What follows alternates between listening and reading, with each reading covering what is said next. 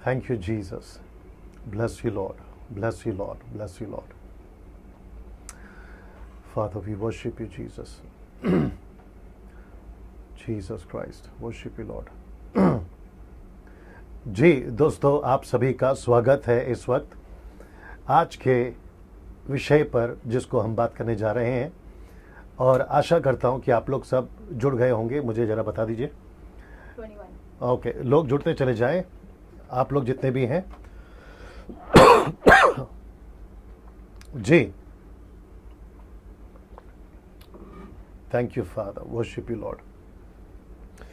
जी दोस्तों, आप सभी का स्वागत है फिर से एक और बार प्रभु यीशु मसीह के नाम से। आज बहुत बहुत उत्साहित हूँ, एक्साइटेड हूँ इस अद्भुत टॉपिक के ऊपर जो ठीक थोड़ी देर बाद आपके बीच में मैं रखने जा रहा हूँ। बस 2-3 चीज़ें जल्दी से कर लेते हैं। आवाज़ ठीक से पहुँच रही है तो बता दीजिए जी। और साथ ही साथ विजुअल क्लियर है अभी, जो भी दिख रहा है अभी के लिए वो भी आप बता दें। 106। ओके, और साथ ही साथ आप जहाँ से जुड़े हैं, आप जहाँ से देख रहे हैं, जिस कंट्री से, नेशन से, अपने भारत के देश से, और भारत के कौन से राज्य से आप देख रहे हैं, स्टेट से, उसको भी टाइप करें। और साथ ही साथ यदि आप मेरी कलीसिया से हैं, यानी कि ग्रेस मिनिस्ट्री फेलोशिप, आप उसको भी टाइप करें कि दैट है ना, आप मेरी कलीसिया से जुड़े हैं, देख रहे हैं, ताकि मेरे नॉलेज के लिए मैं जान सकूं कि आप लोग को भी ये बातें सीखने मिली है। साथ ही साथ मसीह मंथन बैठक व्हाट्सएप ग्रुप के जितने मेंबर्स हैं वो भी जो है बैठक, मसीह मंथन बैठक 1, 2, 3, 4 एंड ऑल्सो ए ग्रुप जहां पास्टर्स एंड लीडर्स हैं। सो रिक्वेस्ट करता हूं कि वो भी अपनी उपस्थिति दर्ज कराएं। साथ ही साथ क्या कहते हैं उसको, आप लोग जब कमेंट्स करते हैं, जो भी अभी बातें आएंगी, तो कमेंट्स बॉक्स पे प्रश्न नहीं पूछना है आपको। कमेंट्स बॉक्स में अपनी कोई भी ओपिनियन इसके प्रति जिसको आज मैं बताऊंगा वो नीचे टाइप नहीं करना है। मतलब आपको नहीं लिखना है कि इसका मतलब ऐसा है, उसका मतलब ऐसा है। जी नीता सिस्टर, अगर आप देख रही हैं तो आप जो हैं स्क्रिप्चर्स जब हम यहाँ से बोलेंगे, जो कि यहाँ तो दिखाएंगे, खैर आप अपनी तरफ से भी इंग्लिश और हिंदी दोनों डालते जाइएगा। उससे क्या होगा कि जो इंग्लिश वाले हैं वो देख सकते हैं, समझ सकते हैं, साथ ही साथ जो है वो हिंदी और इंग्लिश वाले भी सीख पाएंगे। जी दोस्तों, मैं और वेट कर रहा हूं कि कम से कम 500 के आसपास लोग जब जुड़ जाएंगे, 400-500 के आसपास जब लोग जुड़ जाएंगे तो हम जो है बात को अपनी आगे ज़रूर बढ़ाएंगे। तो मैं रिक्वेस्ट करता हूं कि जल्दी जल्दी जुड़ जाएं। आप लोग जितने भी लोग हैं, आप शेयर करना अभी से शुरू कर दें। उससे क्या होगा कि जो लोग शायद भूल गए होंगे या फिर उनको नहीं पता होगा, वो लोग कनेक्ट हो जाएंगे। ठीक है ना। आज रविवार है और मैं जानता हूं कि सबके चर्चेस में अपने अपने प्रोग्राम होते होंगे, लेकिन उसके बावजूद भी आप लोग जो हैं मुझे देखते हैं, सुनते हैं, इसके लिए मैं परमेश्वर का धन्यवाद देता हूं। साथ ही साथ एक और बात याद आ रही है, वो यहाँ है कि पिछले रविवार का जो टॉपिक था, यानी कि दाखरस, पहला चमत्कार दाखरस क्यों, उसको अगर मैं गलत नहीं हूँ अभी तक, यानी 1 हफ्ते हो गए, उसको 25,000 के ऊपर लोग देख चुके हैं। फेसबुक के ऊपर, यूट्यूब के ऊपर भी 25,000 के ऊपर लोग, अगर मैं गलत नहीं हूँ मेरी याददाश्त के अनुसार, तो वहाँ पे भी हो चुके हैं। तो इसका मतलब है कि पिछले हफ्ते के जो टॉपिक था दाखरस ही पहला चमत्कार क्यों, उसको 50,000 सोशल मीडिया पे लोग देख चुके हैं। और उसके अलावा और कहाँ कहाँ देखते होंगे मुझे नहीं मालूम, लेकिन ये जो है हो चुका है। चलिए, अभी कितने लोग जुड़ गए हैं? 343। ओके, मैं वेट कर रहा हूँ कि कम से कम 400 का आंकड़ा एक बार जब पार हो जाए तो फिर हम जो है बात को अपनी शुरू कर देंगे। और फिर उसके बाद में मैं नहीं रुकूंगा, क्योंकि कम से कम मुझे लगता है आज 1.5 घंटा जो है मैं बात करूंगा, 1 आवर 30 मिनट्स या उसके भी आसपास बात करूंगा। लेकिन दोस्तों, मैं आपको यकीन दिला दूं, अद्भुत विषय है ये, अद्भुत टॉपिक है ये, और जिसको मैं समझता हूं कि कई सदियों से जो है इसके ऊपर चर्चा चली है, क्योंकि इसके ऊपर स्पष्ट, स्पेसिफिक, या फिर जिसको कहते हैं ना crystal statement, clear crystal statement, ऐसा स्क्रिप्चर जो है नहीं है। और जिसके चलते सबकी अपनी अपनी धारणाएं हैं, सबके अपने अपने कॉन्सेप्ट्स हैं, और मैं समझता हूं कि इसलिए ये इतना इंटरेस्टिंग टॉपिक है।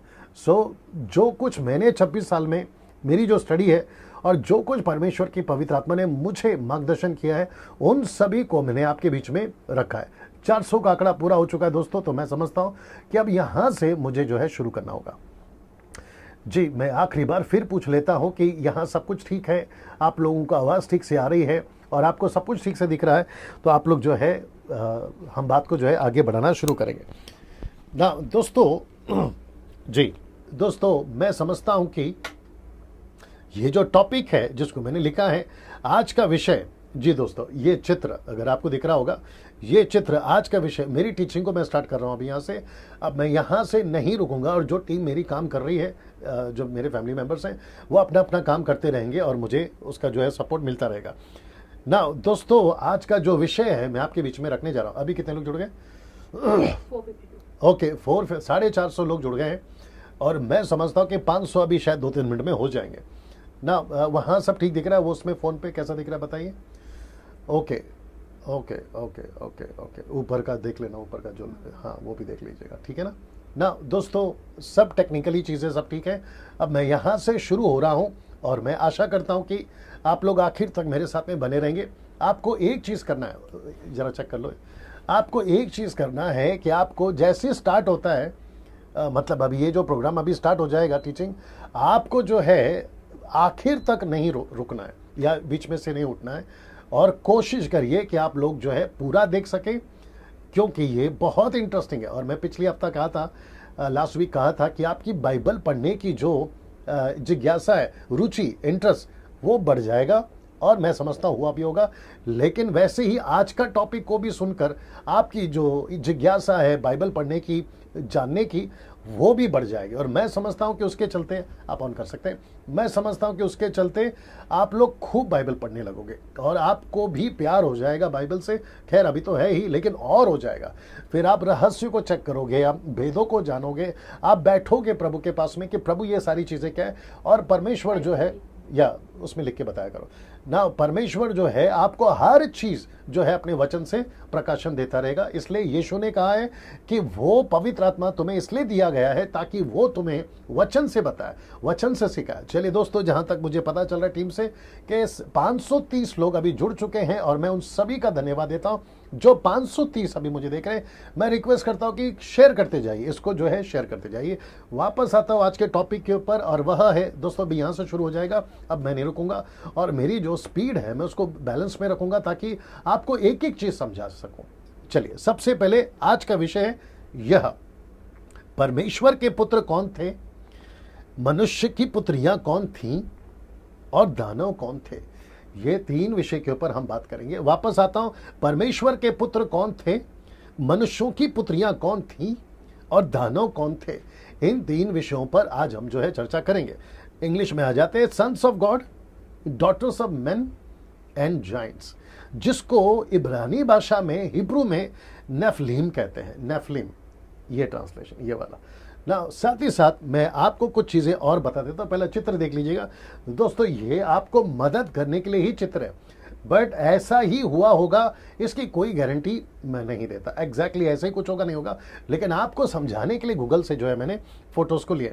ये रहे स्वर्गदूत, ये रहे उनकी मनुष्य की पुत्रियां, और आप देख सकते हैं कि यहाँ पर बच्चे हुए हैं, उनको संतानें हुई हैं, शादियां हुई हैं, ये सारी चित्र है। और ये रहा दानव, जो कि मैंने अभी आपको कहा नेफलिम, ये रहा दानव, उसके कुछ कुछ चित्र मैंने रखे हैं। और मैं वापस कहता हूं कि एग्जैक्टली ऐसा ही है, ऐसा कोई गारंटी मैं नहीं देता, लेकिन आपको समझाने के लिए, क्योंकि जाइंट्स वर्ड यूज किया गया है, दानव शब्द इस्तेमाल हुआ है इब्रानियों के किताब, इब्रानियों के हिब्रू के ट्रांसलेशन के हिसाब से। और मैं समझता हूं कि वहां लिखा है कि लंबे चौड़े, जिनकी दीवारें बड़ी बड़ी होती थी, वो सभी चीजों को जो है मैं जोड़कर आपसे बात कर रहा हूं ना। दोस्तों, ये जो स्लाइड है और इसके बाद का 2 स्लाइड और है, आप सभी को अभी ध्यान से देखना। मैं समझता हूं कि 600 का आंकड़ा क्रॉस हो चुका है मात्र 10 मिनट में। तो वो सभी 600 लोग जो अभी मुझे देख रहे हैं, आप शेयर करते जाइए, इसको शेयर करते जाइएगा ताकि जो चीज़ों को जो दूसरे लोग हैं वो भी देख सके। मैं चाहता हूं कि ये जो स्लाइड है इसको देख लीजिएगा। आज का टॉपिक, खास करके आज का टॉपिक, अक्सर तो मैं बात करता ही हूं, लेकिन उसके बावजूद भी लोग नहीं समझते, मैं कुछ नहीं कर सकता। लेकिन कम से कम आज के टॉपिक के ऊपर मैं सख्ती से बोलना चाहता हूं। आज का विषय, मिल्क ड्रिंकिंग क्रिश्चियंस उसको ना देखें जी, जिसको कहते हैं कि दूध पीते बच्चे। आज के टॉपिक को, आज का जो विषय है, परमेश्वर के पुत्र कौन थे, मनुष्य की पुत्रियां कौन थी और दानव कौन थे, उसको जो है मिल्क ड्रिंकिंग क्रिश्चियंस वाले ना देखें। साथ ही साथ अधूरे ज्ञान के सेवक भी इसको ना देखें। ना मैं चाहता हूं कि ऐसा क्यों, मैं वापस आता हूं कि मिल्क ड्रिंकिंग क्रिश्चियन वाले और अधूरे ज्ञान वाले सेवक इसको ना देखें। अगर देखना है, बड़े ध्यान से देखिएगा, अगर देखना है तो चुपचाप से देखें, सीधी बात है। ना तो कोई कमेंट्स करें उल्टा सीधा, ना फिर अपना ज्ञान मेरे मैसेज पे।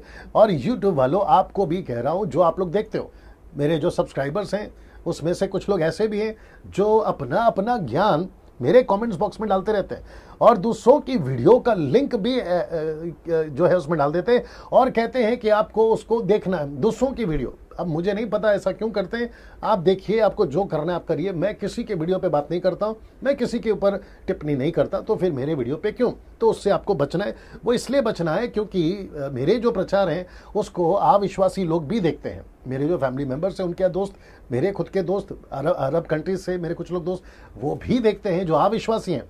और उसके चलते क्या होता है, वो फिर कंफ्यूजन हो जाता है कि मसीहों में चल क्या रहा है। तो उससे बचने के लिए ये सारी चीज़ें मैं कर रहा हूँ ना। ये जो चित्र है आपको याद आ जाएगा, अभी ये आपको समझाने के लिए मैंने डाला है बीज बोने वाले का एग्जाम्पल, जहाँ पे यीशु मसीह ने उदाहरण दिया था 4 प्रकार के बीज को बोने के बारे में।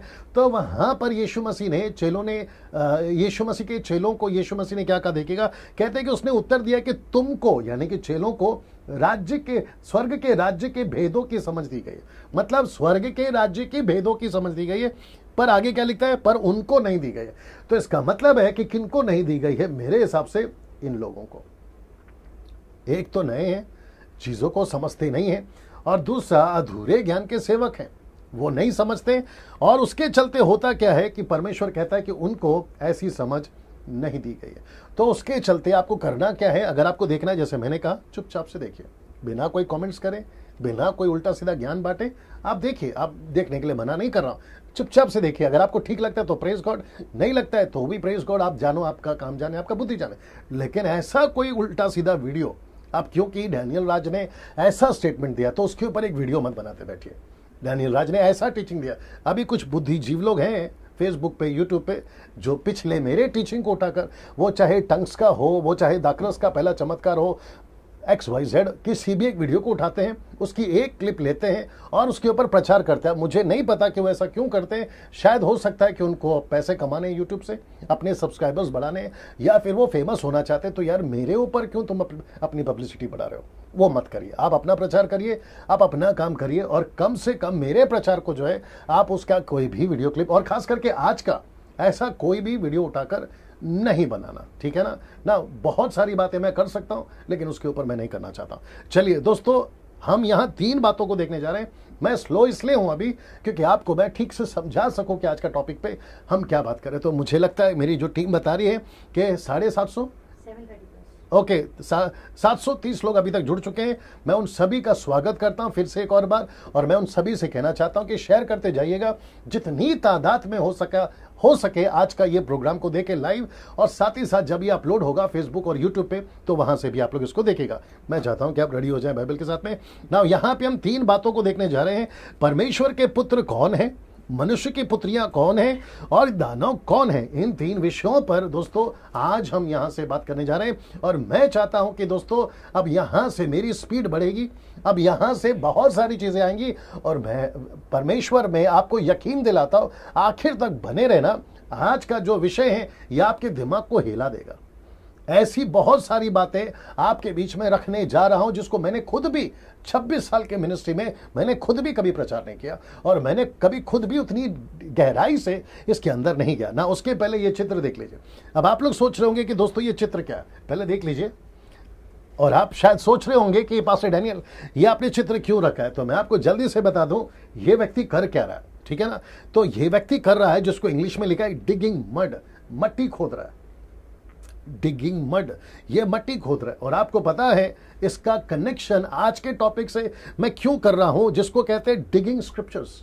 इसका मतलब है आज हमको सिर्फ लकड़ी से नहीं खोदना है, आज हमको पूरा का पूरा बुलडोजर, आप या जो बोलना चाहो, आपको मशीन का वो जो है ना ऐसा लाकर खोदना होगा, क्योंकि आज बहुत सारे स्क्रिप्चर से हम बात करने जा रहे हैं। और मैं वापस कहता हूं कि आपको खूब मजा आएगा, जहां से भी देख रहे हैं, अरब कंट्री से, अफ्रीकन कंट्री से, यूके से, कुछ मेरे मित्र बन गए हैं, मुझे लगता है कि फिजी ऑस्ट्रेलिया से और पाकिस्तान से भी काफी लोग देख रहे हैं, भारत से देख रहे हैं। मैं उन सभी का, जी 800 लोग बता रहे जुड़ गए, मैं उन सभी को कहना चाहता हूं कि सर आज आपको स्क्रिप्चर को खोदना होगा, आज आपको स्क्रिप्चर का डिगिंग करना होगा, और आज वही चीज हम करेंगे। तो मैं चाहता हूं कि बिल्कुल अपने मोबाइल के साथ में बने रहें, अपने घर पे फैमिली के साथ में, अगर आपने टीवी पे कनेक्ट किया तो उसकी वॉल्यूम बढ़ा लें, आप जैसा ठीक कंफर्टेबल लगे वैसा देखते जाइएगा। आज का टॉपिक बड़ा अद्भुत है ना दोस्तों। डैनियल राज यानी कि मैं सिर्फ और सिर्फ वचन से ही बात करूंगा, और वो भी कॉन्टेक्स्ट में बात करूंगा,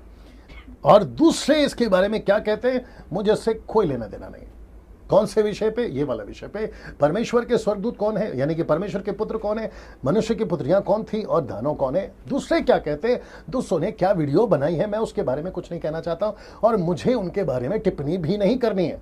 वो उनको परमेश्वर देखेगा, उनको परमेश्वर ने जो बुद्धि दिया उन्होंने उसके साथ से रखा है, और वैसे ही इस विषय पर जो मुझे प्रकाशन मिला है, जो मुझे प्रभु ने बुद्धि दिया, मैं वो रख रहा हूं। ना मैं उनके टॉपिक पे टिप्पणी कर रहा हूं, ना उनकी वीडियो पे टिप्पणी कर रहा हूं, ना आप लोग या उन्होंने जिन्होंने बनाई है वो मेरे टॉपिक पे टिप्पणी करे या मेरे टॉपिक उठाकर कोई वीडियो बनाए, बर्दाश्त नहीं होगा। और वापस कहना चाहता हूं कि मैं पूरे सिर्फ और सिर्फ बाइबल से बात करूंगा, वचन को ही रखूंगा, ये आप खुद भी जान जाएंगे। आइए शुरू करते हैं उत्पत्ति की किताब, उसका 6वां अध्याय, वचन 1 से लेके 6 तक में, जो कि मेरी जो बेटी है वो पढ़ेगी। सलोमी, आप लोग बड़े ध्यान से सुनिएगा, और साथ ही साथ यहाँ पर भी मैं रख दूंगा। आइए सुनते हैं जी।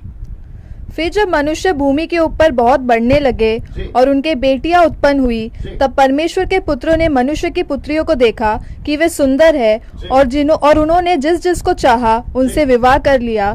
तब यहोवा ने कहा, मेरा आत्मा मनुष्य से सदा लौ विवाद करता न रहेगा, क्योंकि मनुष्य भी शरीरी है। उसकी आयु 120 वर्ष की होगी। उन दिनों में पृथ्वी पर दानव रहते थे। और इसके पश्चात जब परमेश्वर के पुत्र मनुष्य की पुत्रियों के पास गए, तब उनके द्वारा जो पुत्र उत्पन्न हुए वे शूरवीर होते थे, जिनकी कीर्ति प्राचीन काल से प्रचलित है। यहोवा ने देखा कि मनुष्य की बुराई पृथ्वी पर बढ़ गई है, और उनके मन के विचार में जो कुछ उत्पन्न होता है वह निरंतर बुरा ही होता है। और यहोवा पृथ्वी पर मनुष्य को बनाने से पछताया, और वह मन में अति खेदित हुआ। जी ना दोस्तों, मैं आशा करता हूं कि आप लोगों ने सुन लिया होगा। अब मैं यहाँ पे आपको डिटेल में वो वचन जिसके ऊपर अभी हम बात करेंगे एक एक रखने जा रहा हूं। सबसे पहला वचन 1, उत्पत्ति 6 का 1, the book of Genesis chapter 6 and verse 1। और मैं रिक्वेस्ट करता हूं कि आप लोग बिल्कुल बने रहें। अभी कितने लोग जुड़ गए हैं? 172 क्या? सॉरी 872 872 लोग जुड़ गए ना। आइए देखते हैं, लिखा है कि जब मनुष्य भूमि के ऊपर बहुत बढ़ने लगे, एक एक शब्द पे ध्यान देना होगा, जब मनुष्य भूमि के ऊपर बहुत बढ़ने लगे और उनके बेटियां उत्पन्न हुई, याद रखो बेटियां उत्पन्न हुई, डॉटर्स, बेटियां उत्पन्न हुई, तब परमेश्वर के पुत्रों ने मनुष्यों की पुत्रियों को देखा कि वे सुंदर है। मैं एक एक समझाऊंगा, पहले वापस देख लेते हैं। सो उन्होंने जिस जिसको चाहा उनसे ब्याह कर लिया, शादी कर ली, ब्याह कर लिया ना। इसको देखिए दोस्तों, उन दिनों में पृथ्वी पर दानव रहते थे।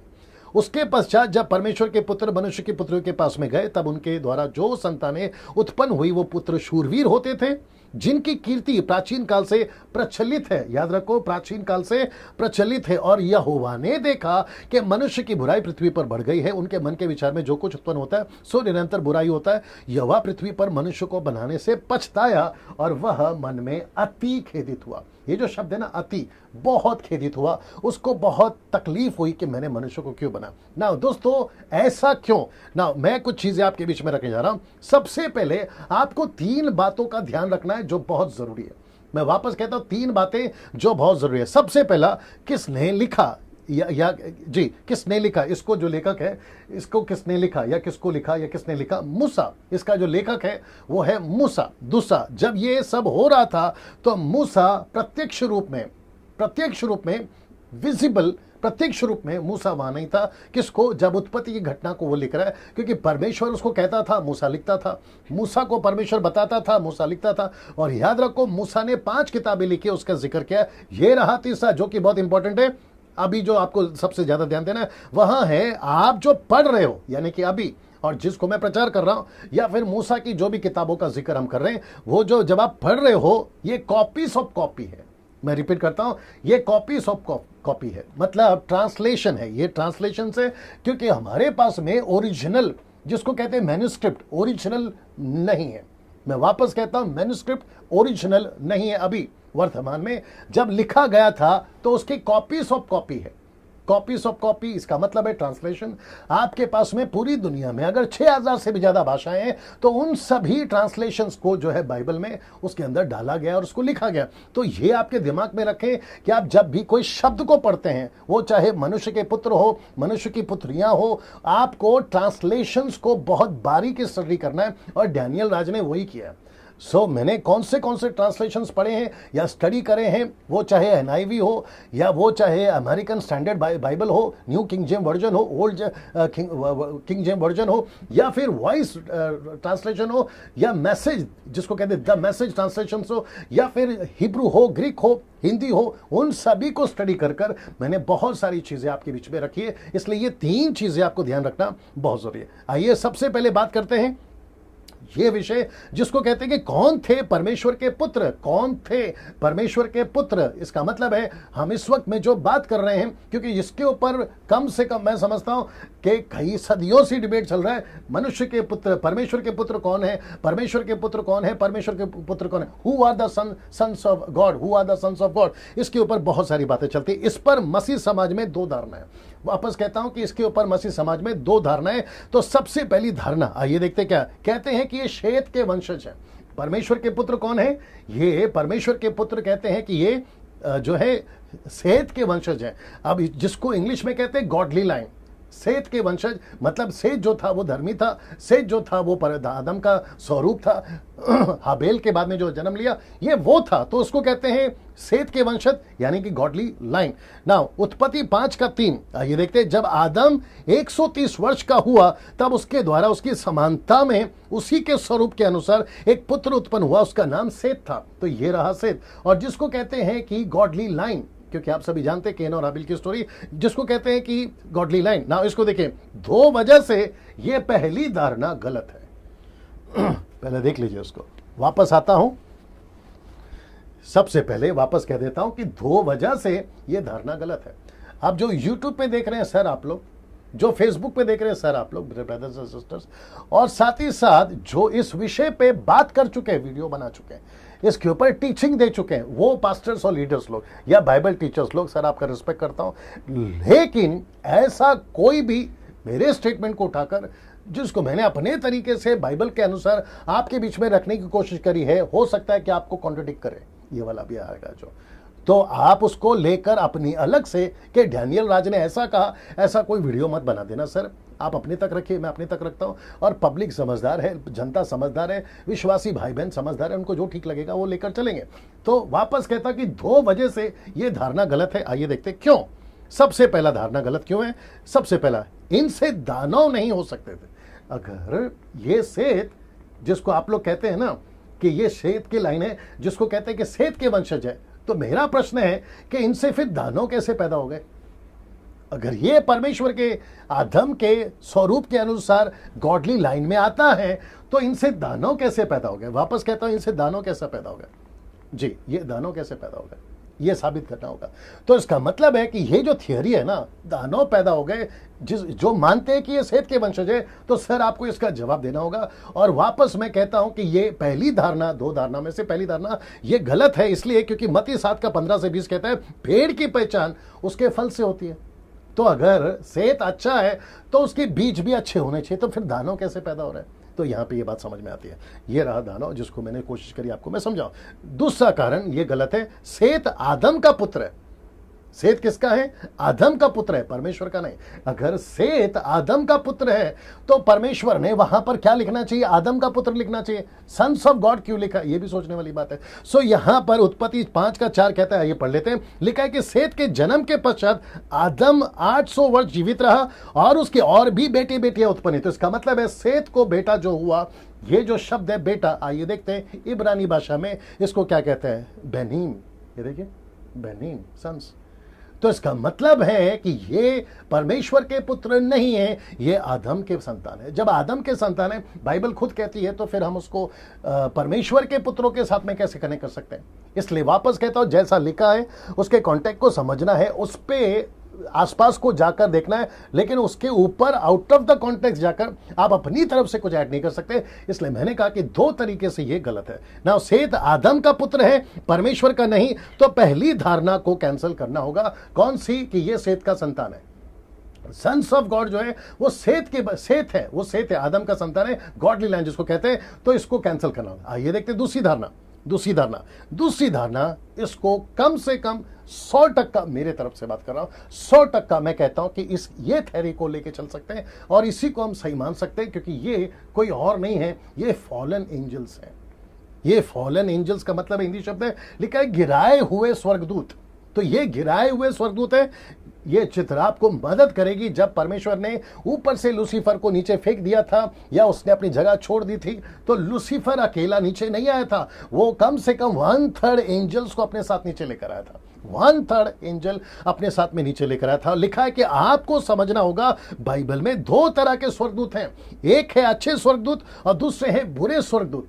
आप किसकी बात कर रहे हैं, आपको यह समझना बहुत जरूरी है। जब आप पवित्र शास्त्र को पढ़ते हो तो एक अच्छे स्वर्गदूत भी हैं और एक बुरे स्वर्गदूत भी। मैं आपको एक एग्जांपल देता हूं, इसको देख लीजिए। 2 Chronicles chapter 18 and verse 20, then a bold angel stepped out. ये देखिए, बोल्ड एंजल आपके हिंदी में नहीं मिलेगा, आपको हिंदी में नहीं मिलेगा। वहां पर लिखा है कि एक आत्मा। लेकिन जब आप ये जो ट्रांसलेशंस है, मैंने जैसे आपसे कहा, मैं बहुत सारे ट्रांसलेशंस को स्टडी कर आपके बीच में आता हूं, तो ये द मैसेज ट्रांसलेशन है जो कहता है कि then a bold angel stepped out, stood before God and said, I will seduce him. फिर परमेश्वर क्या कहते हैं? And how will you do it, says God. मतलब परमेश्वर पूछता है, बेटा तो इसको कैसे करेगा, बुरी आत्मा तो इसको कैसे करेगा? तो यहां से हमें पता चलता है कि परमेश्वर के यहां पर अच्छे स्वर्गदूत भी हैं और परमेश्वर के यहां पे बुरे स्वर्गदूत भी हैं। पृथ्वी पर भी बुरे स्वर्गदूत हैं, पृथ्वी पर भी अच्छे स्वर्गदूत है। इब्रानियों का 1:13-14 में लिखा है कि जो उद्धार पाते हैं उनके पीछे एक स्वर्गदूत सेविकाएं करने के लिए जाती है। आप कौन से स्वर्गदूत की बात कर रही है, आपको समझना बहुत जरूरी है। इसलिए मैं वापस कहता हूं कि बाइबल को पढ़ते वक्त में, स्टडी करते वक्त में, आपको हर चीज को ध्यान देना बहुत जरूरी है ना। इसको वापस रख रहा हूं थोड़ी देर के लिए, आप देख लीजिए और आपको पता चल जाएगा। और नीता जी, आप जैसा ठीक लगे डालते जाइएगा वचन को ना। दोस्तों, मैं वापस आता हूं आपके बीच में। यहां 3 बातें हैं। कौन सी? आइए देखते हैं। क्या ये सच में स्वर्गदूत है? क्योंकि बात हो रही है सेकंड थियरी की, यानी कि दूसरी धारणा की, कि ये फॉलन एंजल्स हैं। तो फॉलन एंजल्स ही मैं इसको 100% मानता हूं और यही थ्योरी मुझे ठीक लगी है, जो पूरी स्टडी करिए और आप भी इससे कन्विंस हो जाओगे कि these are the fallen angels. ये सेत के वंशज नहीं है, जिसको गॉडली लाइन कहते हैं, क्योंकि उससे दानव पैदा नहीं हो सकते। अच्छा बीज, अच्छा पेड़ अच्छा बीज देगा। तो पेड़ की पहचान बीज से होती है, मैंने आपको क्लियर कर दिया ना। यहां पे 3 बातें हैं। क्या है? पहला, क्या ये सच में स्वर्गदूत है? ये समझना होगा। क्या ये सच में नीचे गिराए गए थे? ये समझना होगा। और तीसरा, क्या स्वर्गदूत शरीर में प्रकट हो सकते हैं? क्या ऐसा कोई वचन हमारे पास में? तो जवाब है हाँ। जवाब क्या है? हाँ ना। इसको देखिए, आइए देखते हैं कैसे। क्या ये सच में स्वर्गदूत परमेश्वर के पुत्र थे, जिसको मैंने अभी कहा कि ये फॉलन एंजल्स है? तो क्या ये स्वर्गदूत सच में परमेश्वर के पुत्र थे? ऐसा कोई वचन हमारे पास में है? मैं थोड़ा स्पीड जा रहा हूं क्योंकि वक्त का भी ख्याल रखना है। Hebrew word for sons of God, आइए देखते हैं। लिखा है कि बनेहा एलोहिम, बनेहा एलोहिम, जिसका मतलब है men's sons of God, men's sons of God. ये कौन है? परमेश्वर के, क्षमा करें, मीन्स सन्स ऑफ गॉड, परमेश्वर के पुत्र, मीन्स परमेश्वर के पुत्र, जिसको कहते हैं हिब्रू में बनेहा एलोहिम ना। इसको देखिए, ये है आपका ट्रांसलेशन। मैं जिस हिब्रू को स्टडी करता हूं या पढ़ता हूं ऐप से, ये उसका क्या कहते हैं उसको, स्क्रीनशॉट है या एक इसकी इमेज है, आपको समझाने के लिए। आप यहां पे देख सकते हैं बनेहा एलोहिम, बनेहा एलोहिम, ये सन्स ऑफ गॉड है। तो इसका मतलब है, जिस स्वर्गदूत की मैं बात कर रहा हूं, यहां पर सेत के बच्चे नहीं लिखा है, यहां नहीं लिखा है कि आदम के बच्चे हैं, ये नहीं लिखा है। तो इसका मतलब है ये कौन है? सन्स ऑफ गॉड है।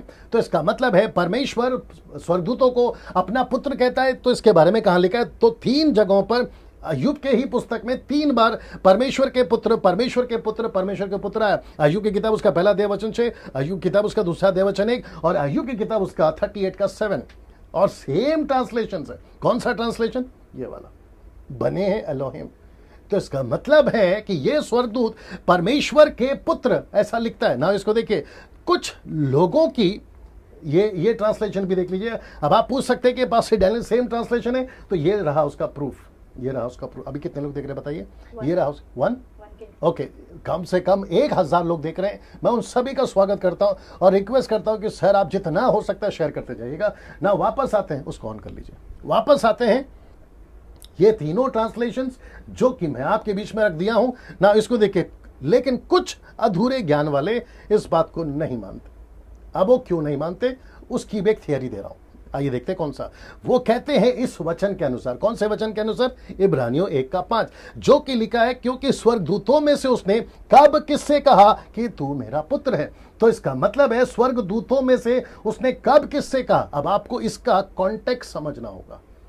आप जितने ऐसा प्रचार करते हैं, क्योंकि वो कहते हैं इस वचन के अनुसार कि ये सेत की संतान है, ये स्वर्गदूत की संतान है, स्वर्गदूत नहीं है, ये परमेश्वर की संतान नहीं है, जिसको मैं अभी आपके बीच में रख चुका हूं, ये वाला ये नहीं है। तो मैं उनसे पूछूंगा कि सर अगर ऐसी बात है तो मुझे प्लीज बताइए दानव कैसे पैदा हो गए। अगर दानव पैदा हो गए उनके विवाह के संबंध से, जो कि मैं आपको बीच में रखूंगा, उनके शारीरिक संबंध से, तो फिर मेरा प्रश्न उठता है क्या दानव जो पैदा हो गए वो सेत ऐसा था कि उससे दानव पैदा हो गए? ये चक्कर क्या है, तो वो भी समझना होगा। मैं हर चीज आपके बीच में रखने जा रहा हूं। और मुझे किसी ने कहा था फिर यूट्यूब पे कि पास से डैनियल आप जितना डीप जा सकते जाइए, और मैं आपको सच बता रहा हूं कि मैं बहुत डीप तक गया हूं और ऐसी ऐसी चीजें आपके बीच में रखने जा रहा हूं। मैं वापस कहता हूं आपके होश उड़ जाएंगे, इसलिए आखिर तक बने रहिएगा ना। वापस आता हूं ये 3 वचन के अनुसार, लेकिन कुछ अधूरे ज्ञान वाले इस बात को नहीं मानते। कौन से वचन के अनुसार? इस वचन के अनुसार। और वो कहते हैं कि डैनियल भाई ये वचन कहता है कि ये जो है ये स्वर्गदूत, परमेश्वर ने कभी स्वर्गदूतों को अपना संतान कहा ही नहीं है। लेकिन यहां पे सिर्फ एक वचन, यहां पे पूरे बाइबल के अंदर सिर्फ एक वचन। अब इसके कॉन्टेक्स्ट को समझते हैं, but what is the context, आइए उसको देखते हैं। तो इब्रानियों की किताब 1:5 और इब्रानियों की किताब 1:13, एक ही चैप्टर में पौलुस का लिखने का, इसका लेखक पौलुस अगर है तो अगर क्या पूरी तरह से है, इसका 2 वचन को लेकर आपको समझना होगा कि कॉन्टेक्स्ट क्या है। तो सबसे पहले वापस आते हैं, क्योंकि अच्छा पढ़ने में भी फर्क आता है साहब। आप एक ही वचन पढ़ोगे, दूसरा नहीं पढ़ोगे और कॉन्टेक्स्ट को नहीं समझोगे कि तो गई भैंस पानी में। आइए देखते क्या लिखा है। क्योंकि स्वर्गदूतों में से उसने कब किससे कहा कि तू मेरा पुत्र है, आज तू मुझसे उत्पन्न हुआ है, मेरे फिर यहां की मैं उसका पिता हूं और वह मेरा पुत्र होगा। अब इसको देखिए, यह है कॉन्टेक्स्ट। और फिर लिखता है स्वर्गदूतों में से उसने किससे कब कहा कि तू मेरे दाहिने बैठ, जब तक कि मैं तेरे बैरियों को तेरे पांव के नीचे की पीढ़ी ना कर दूं। तो इसका मतलब है कॉन्टेक्स्ट क्या है, यहां पर यीशु को हाईलाइट कर रहा है, स्वर्गदूत को नहीं। तो स्वर्गदूत और यीशु को रखकर पौलुस कहता है कि उसने यीशु को ऊंचा कहा। रहने दो, यीशु को ऊंचा रखा। उसने कहा कि यीशु को पुत्र का, स्वर्गदूत को नहीं। कॉन्टेक्स्ट को समझना होगा। यीशु से कहा कि तू मेरे दाहिने बैठ, स्वर्गदूत को नहीं। यीशु को कहा कि तेरे पांव के नीचे मैं शत्रु को लाऊंगा, स्वर्गदूत के नहीं। तो स्वर्गदूत को रखकर कहता है कि यीशु को रखकर कहता है स्वर्गदूत के बारे में कि उसको नहीं कहा कि ये पुत्र है, यीशु को कहा कि ये पुत्र है। ये है कॉन्टेक्स्ट। अब आप इसको उठाकर कैसे कह दोगे कि ये स्वर्गदूत जो है वो सेत था, परमेश्वर के पुत्र का मतलब है सेत होते हैं, वो स्वर्गदूत नहीं होता है। आप ये कैसे कह सकते हैं? तो फिर इस वचन के अनुसार मुझे आपको, जैसे मैंने कहा, कई लोगों की धारणा है कि ये परमेश्वर के पुत्र नहीं हो सकते इसके अनुसार। तो स्वर्गदूत ही परमेश्वर के पुत्र हैं। मैं आपको अभी बता चुका हूं ये तीनों वचन के अनुसार। ना यहां से आपको मैं आगे ले जाता हूं, अगर आप ये बात को समझ गए होंगे ना। दोस्तों इसको देखिए, क्या सच में स्वर्गदूत गिराए गए थे? यह सपोर्ट करेगा मेरे पिछले लाइन को कि वाकई में स्वर्गदूत है, यह सपोर्ट करेगा ये वाला। आइए देखते कैसे लिखा है। क्या सच में स्वर्गदूत गिराए गए थे?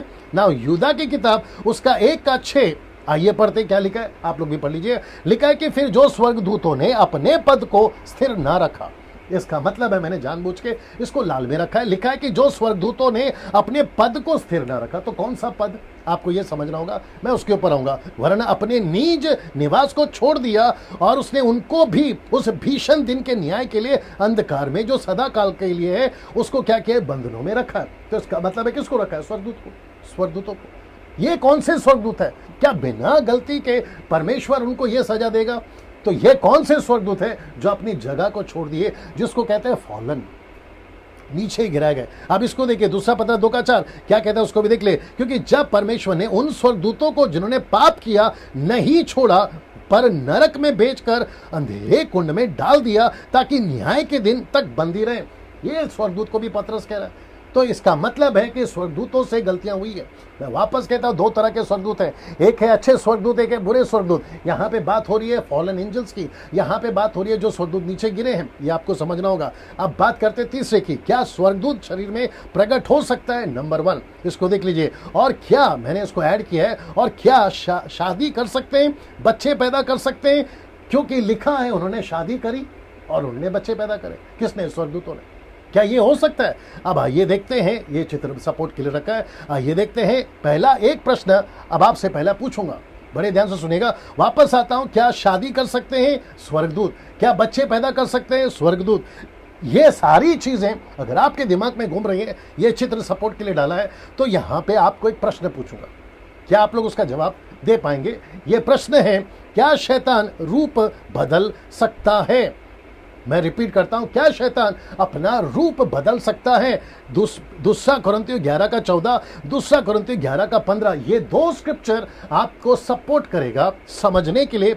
लिखता है कौन? पौलुस लिखता है। यह कुछ अचंभे की बात नहीं, क्योंकि शैतान, बड़े ध्यान से सुनना, क्योंकि शैतान आप भी ज्योतिर्मय स्वर्गदूत का रूप धारण करता है, सो यदि उसके सेवक भी धर्म के सेवकों का रूप धरे। देखो, उसके सेवक भी, इसका मतलब है कि लूसीफर रूप बदल सकता है, उसके साथ में जो एंजल्स गिरे 1/3 वो रूप बदल सकते हैं। ये वचन सपोर्ट करता है, तो कुछ बड़ी बात नहीं, परंतु उनका अंत उनके कामों के अनुसार होगा। अब जरा ध्यान से देखिए यहां पर क्या आ रहा है, बड़े ध्यान से देखिएगा।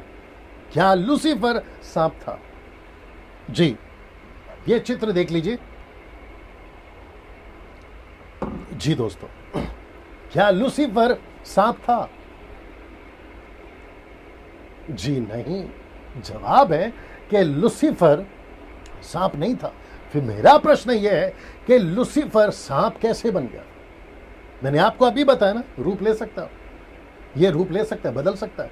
अब आप सोच के देखिए, लूसीफर, बड़े ध्यान से सुना मेरी बात को, अगर लूसीफर सांप बन सकता है, लूसीफर बनेले पशु बन सकता है। कुछ ऐसी थ्योरी है, कुछ लोगों का ऐसा मानना है कि जो सांप था पहले चलता था, उसको पैर थे, जैसे डायनासोर्स थे। मैंने आपको बताया था पिछले वीडियो में कि 3 प्रकार की सृष्टि हुई है। पृथ्वी जब आदि में परमेश्वर ने बनाया, फिर बेढौल हो गए, फिर परमेश्वर ने बनाया। इन सब में बहुत सारी जो है, क्या कहते हैं ना, बहुत सारा मसाला है, बहुत सारी बातें हैं। तो मैं आपसे पूछूंगा, कितने लोग देख रहे हैं अभी? 994। ओके, मेरे साथ में बने रहे। मैं वापस पूछूंगा कि क्या लूसीफर सांप था? नहीं। क्या वो लूसीफर सांप जैसा दिखता था? नहीं। लूसीफर, बाइबल कहती है, एजेकियल की किताब, यशायाह की किताब, वहां लिखा है कि वो तो परमेश्वर का स्वरूप में, क्षमा करे, स्वर्गदूत के रूप में बड़े सुंदर तरीके से उसको बनाया था, सांप नहीं बनाया था। तो प्रश्न उठता है कि फिर लूसीफर सांप कैसे बन गया? रूप ले सकता है। कुछ अधूरे ज्ञान के लोग इस वचन को अलग मतलब निकालते हैं। आइए देखते हैं कौन सा। मत्ती की किताब, उसका 22:30 क्या कहते हैं? बड़े ध्यान से सुनना, बड़ा लॉजिक है इसके अंदर। कहते हैं, क्योंकि जी उठने पर ब्याह शादी ना होगी, परंतु वे स्वर्ग में परमेश्वर के दूतों की नहीं होंगे। तो मतलब स्वर्ग में शादी नहीं होती। जब स्वर्ग में शादी नहीं होती तो स्वर्गदूत शादी कैसे कर लिए? यह प्रश्न उठता है यहां पर। स्वर्गदूत शादी कैसे कर लिए? देखिए, स्वर्गदूत शादी कैसे कर लिए, लिखा है ना, शादियां की। तो जब स्वर्ग में शादी नहीं होती है डैनियल भाई, तो स्वर्ग में जब यीशु ने कह दिया शादी नहीं होती, तो कैसे क्या उन्होंने शादी कर ली? जरा ध्यान से सुनना। मती का आपने 22:30 पढ़ा है ना, इसी को लूका कैसे लिखता है देखो, लेकिन लूका इसको अलग लिखता है। लूका कहता है 22:34 और 35 में, वो कहता है कि यीशु ने उनसे कहा कि इस युग के संतानों में से ब्याह शादी होती है, इस युग। तो यहां पे लाल में इस युग, दूसरा क्या कहते हैं देखो, पर जो लोग उस योग्य ठहरेंगे कि उस युग को, तो लिखा है इस युग, फिर लिखा है उस युग। अब आप समझ के देखिए मैं क्या बोलने की कोशिश कर। आपने मती पढ़ लिया ना सर, आपने मती पढ़ के ये बता दिया कि यहाँ स्वर्ग में शादियां नहीं होती, फिर यहां पर क्या बताओगे आप? तो यीशु कहता है, पर जो लोग इस योग्य ठहरेंगे कि उस युग को और मरे हुओं में से जी उठना प्राप्त करें, उनमें ब्याह शादी ना हो। तो यीशु ने दरअसल ऐसा कहा था। अब जरा ध्यान से देखिएगा इसका कनेक्शन क्या है। मती का 22:30 यहां का युग अलग है, फिर आपका लूका का 20:34 से 35 यहां का युग अलग है। अब इसको देखिए, यूदा की किताब 1 का 6, यहां के स्वर्गदूत अलग है। ये स्वर्गदूत अलग है सर। मैंने कहा ना आपसे, 2 तरह के स्वर्गदूत है, एक अच्छे स्वर्गदूत है और एक बुरे स्वर्गदूत है। फिर यीशु जिसकी बात कर रहा है यहाँ पे, ये वो लोग हैं जिन्होंने अपनी जगह छोड़ी दी। ये जहां थे ना, ये वहां से हट गए, ये बुरे बन गए। इनके पास में पावर थी मैनिफेस्ट होने की, इनके पास में पावर है मैं जो कि रखूंगा मनुष्यों के शरीर के अंदर घुसने की। अब आप सोच के देखिए कैसे हो सकता है ये पावर कहां से आया? ये पावर अभी भी एग्जिस्ट करता है। कई पास्टर दुष्ट आत्मा को निकालते हुए आपने भी देखा होगा, मैंने खुद ने भी निकाला है, लेकिन ये अंदर गए कैसे? इनका पावर कैसा है? फिर ये सब प्रश्न का क्या कहते हैं ना, प्रश्न चिन्ह है आपके सामने रख रहा हूं। अब आपको समझना होगा कि मैंने क्यों कहा कि ये फॉलन एंजल्स है, उसकी मैं पूरी थियरी दे रहा हूं आपको ना। इसको देखिए, क्या पूरे बाइबल में एक भी जगह पर कहीं लिखा है कि गिराए हुए स्वर्गदूत, जरा ध्यान से देखना, शादी नहीं कर सकते, व्यभिचार यानी कि सेक्स नहीं कर सकते, मनुष्य का रूप नहीं ले सकते, ये सारी चीजें लिखी है कि नहीं कर सकते? मुझे एक स्क्रिप्चर निकाल के बताए। आप नहीं निकाल पाओगे। मैं हमेशा कहता हूं मेरे प्रचार में कि जिसको 18 पता है उसको 17 मत सिखाया करो। मैं वही चीज तो आपके बीच में रख रहा हूं ना। दोस्तों, आप लोग जो सीख रहे हैं, ये मैं उन लोगों के लिए कह रहा हूं जिन्होंने अपनी अपनी स्टडी बना के रखी है, और हो सकता है कि आज वो 90% मेरे से सहमत हो जाए, या फिर 1-2% मेरे से सहमत ना हो, उल्टी सीधी वीडियो बना भी सकते हैं। मैं उन लोगों के लिए बोल रहा हूं। आपकी थ्योरी ऐसी थी, मेरी ऐसी है, मैं आपके बीच में रख रहा हूं, मैं आपके ऊपर टिप्पणी नहीं करता। आप मेरे ऊपर ना करें, वो बेहतर होगा आपके लिए ना। वापस आता हूं, क्या पूरे बाइबल में एक भी जगह पर कहीं लिखा है कि गिराए हुए स्वर्गदूत शादी नहीं कर सकते? ऐसा लिखा है? नहीं लिखा है। क्या वो सेक्स नहीं कर सकते? ऐसा लिखा है? नहीं लिखा है। मनुष्य का रूप नहीं ले सकते? ऐसा लिखा है? नहीं लिखा है। तो इसका मतलब है जो चीज को बाइबल कहती नहीं है, आप ऐड क्यों कर रहे हो? आप ऐड क्यों कर रहे हो? ये सारी चीजें, इसलिए मैंने शुरू में क्या कहा कि मिल्क ड्रिंकिंग क्रिश्चियन वाले इसको ना देखें। अगर देख रहे हैं तो चुपचाप से देखें। अधूरे ज्ञान के सेवक जो पूरी तरह से बात को नहीं समझे वो ना देखें। और यीशु ने तो कह दिया ना कि स्वर्ग के राज्य का भेद सबको नहीं मिलता। ऐसी कोई टॉपिक्स है बाइबल के अंदर, वो चाहे टंग स्पीकिंग हो, वो चाहे manifest of the Holi spirit हो, या फिर वो डीमंस की टॉपिक हो, ये लूसीफर की ये वाली टॉपिक हो। ऐसे कई लोग जो हैं बात करते हैं यूट्यूब पे, मुझे माफ करिए शब्द इस्तेमाल कर रहा हूं, यूट्यूब पे इन सभी विषयों के ऊपर या इनसे भी अलग जो विषय चलते हैं बाइबल के अंदर, बहुत सारा कचरा पड़ा हुआ है। और बेचारे जो भोले भाले हैं, जो उनके फॉलोवर्स हो जाते हैं, उनके फॉलोवर्स तो वैसे भी ज्यादा नहीं है, 20-30 के अंदर ही रहती है, उसको देखते और कहते हैं कि वाह कितना अच्छा बताया। लेकिन मैं कहना चाहता हूं कि कुएं से बाहर निकलो और जरा सागर में आओ, आपको भी पता चलेगा कि परमेश्वर का वचन क्या दरअसल कहता है। मैं यहां पर घमंड की बात नहीं कर रहा हूं, मैं यहां पर बात कर रहा हूं ठीक से समझने की बात कर रहा हूं। वैसे ही हम लोग कम हैं, वैसे ही हमारी जो मेजोरिटी है कम है पूरी दुनिया में। सच्चे मसीह की बात कर रहा हूं, और उसमें भी कुछ लोग जो हैं बेड़ा गर्क कर रहे हैं और इसको कहते हैं कि तंगी में आटा गीला, वैसे ही आटा कम है तुम पानी डाल रहे हो। तो अच्छी चीजों को रखो, वचन के साथ में रखो, मैं भी सुनूंगा, आप भी सुन सकते हैं, और हम सही शिक्षाओं के साथ में आगे बढ़ सकते हैं। तो एक भी जगह पे ऐसा कोई वचन नहीं मिलेगा जहां लिखा हो कि स्वर्गदूत शादी नहीं कर सकते, नहीं मिलेगा। कौन से स्वर्गदूत? गिराए हुए स्वर्ग। ये बात याद रखिए ना। इसको देखिए, अगर स्वर्ग में शादी नहीं होती, अब आपको हंसी भी आएगी, लेकिन मेरा फर्ज है आपको चारों एंगल से बताना। जरा देख लीजिए, अगर स्वर्ग में शादी नहीं होती तो ये वचन क्यों? कौन सा? ये वाला प्रकाशित वाक्य 19:7 क्या कहता है? लिखा है, क्या कहता है पता है? लिखा है, आओ हम आनंदित और मगन हो उसकी स्तुति करें। किसकी? यीशु की, परमेश्वर की, क्योंकि मेमने का ब्याह आ पहुंचा है। तो मेमने का ब्याह आ पहुंचा है। मैं वापस कह रहा हूं, आपको हंसी आएगी, लेकिन ये भी तो एक पहलू है ना। अगर आप एक पहलू उठाओगे कि स्वर्ग में शादियां ही नहीं होती, क्योंकि लिखा है ना मती का 20 का आपको जो मैंने पढ़वाया, वो कहते हैं वहां शादियां ही नहीं होती। तो जब शादी नहीं होती तो फिर ये क्या है? यार शादी होती है। यीशु की शादी होगी उसकी कलीसिया से, यीशु ने कहा है ना। लेकिन आप जब पढ़ते हो तो एक पहलू मत पढ़ा करो, इसलिए ये वचन को डाला ना। यहाँ पे देखिए, ये चित्र अगर आपको याद होगा, मैं कुछ सेकंड रख रहा हूं इसको, आप देख लीजिएगा। यहाँ सब ठीक है, 1K प्लस है, क्या है? 1.1K। ओके, इसका मतलब क्या है? ठीक है ना। जितने लोग देख रहे हैं दोस्तों, मुझे बताया जा रहा है कि कम से कम 1K प्लस है, मतलब 1000 के ऊपर लोग देख रहे हैं। मैं उन सभी का स्वागत करता हूं। परमेश्वर आपको आशीष दे। खूब शेयर करिए, वीडियो जब अपलोड हो जाएगा तो भी फॉरवर्ड करते जाइए, कम से कम 1 हफ्ते तक, क्योंकि अद्भुत चीजें आ रही है ना। ये चित्र देख लीजिए दोस्तों, आपको थोड़ा सा याद आ गया होगा कि स्वर्गदूत जो हैं वो क्या क्या कर सकते हैं। मैंने अभी बताया ना, क्या वो गलत काम कर सकते हैं कि नहीं कर सकते, मैं उसी के ऊपर आ रहा हूं कि ये स्वर्गदूत कौन है, फॉलन एंजल्स है। तो उसका एक कड़ी और जोड़ रहा हूं, लूत और उसके समय के साथ में क्या हुआ। देखिए, ये वो स्वर्गदूत हैं जो परमेश्वर ने ऊपर से भेजे थे। याद रखो, स्वर्गदूत है और स्वर्गदूत लूत से बात कर रहे हैं, लूत को समझा रहे हैं।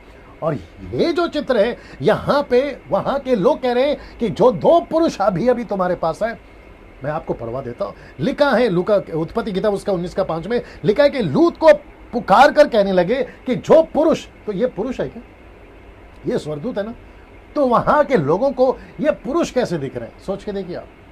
तो इसका मतलब है कि वहां के लोगों ने सिर्फ इनको पुरुष नहीं कहा। आइए देखते हैं और क्या क्या वो कहते हैं कि आज रात को तेरे पास आए हैं, वे कहां हैं, वो दो पुरुष कहां हैं, उनको हमारे पास भेज ताकि हम उनके साथ में भोग करें। मतलब गलत काम करें, किसके साथ में, इन स्वर्गदूतों के साथ में जो उनको पुरुष दिखाई दे रहे। Can you believe this. ये सब होता था ओल्ड टेस्टमेंट में, ये सब घटा था लूत के टाइम पे, ये सब घटा था मूसा और अब्राहम के time. Can you believe this. फिर ये क्या है, अगर स्वर्गदूत के पास में शरीर नहीं है, ये कहां से आ गया।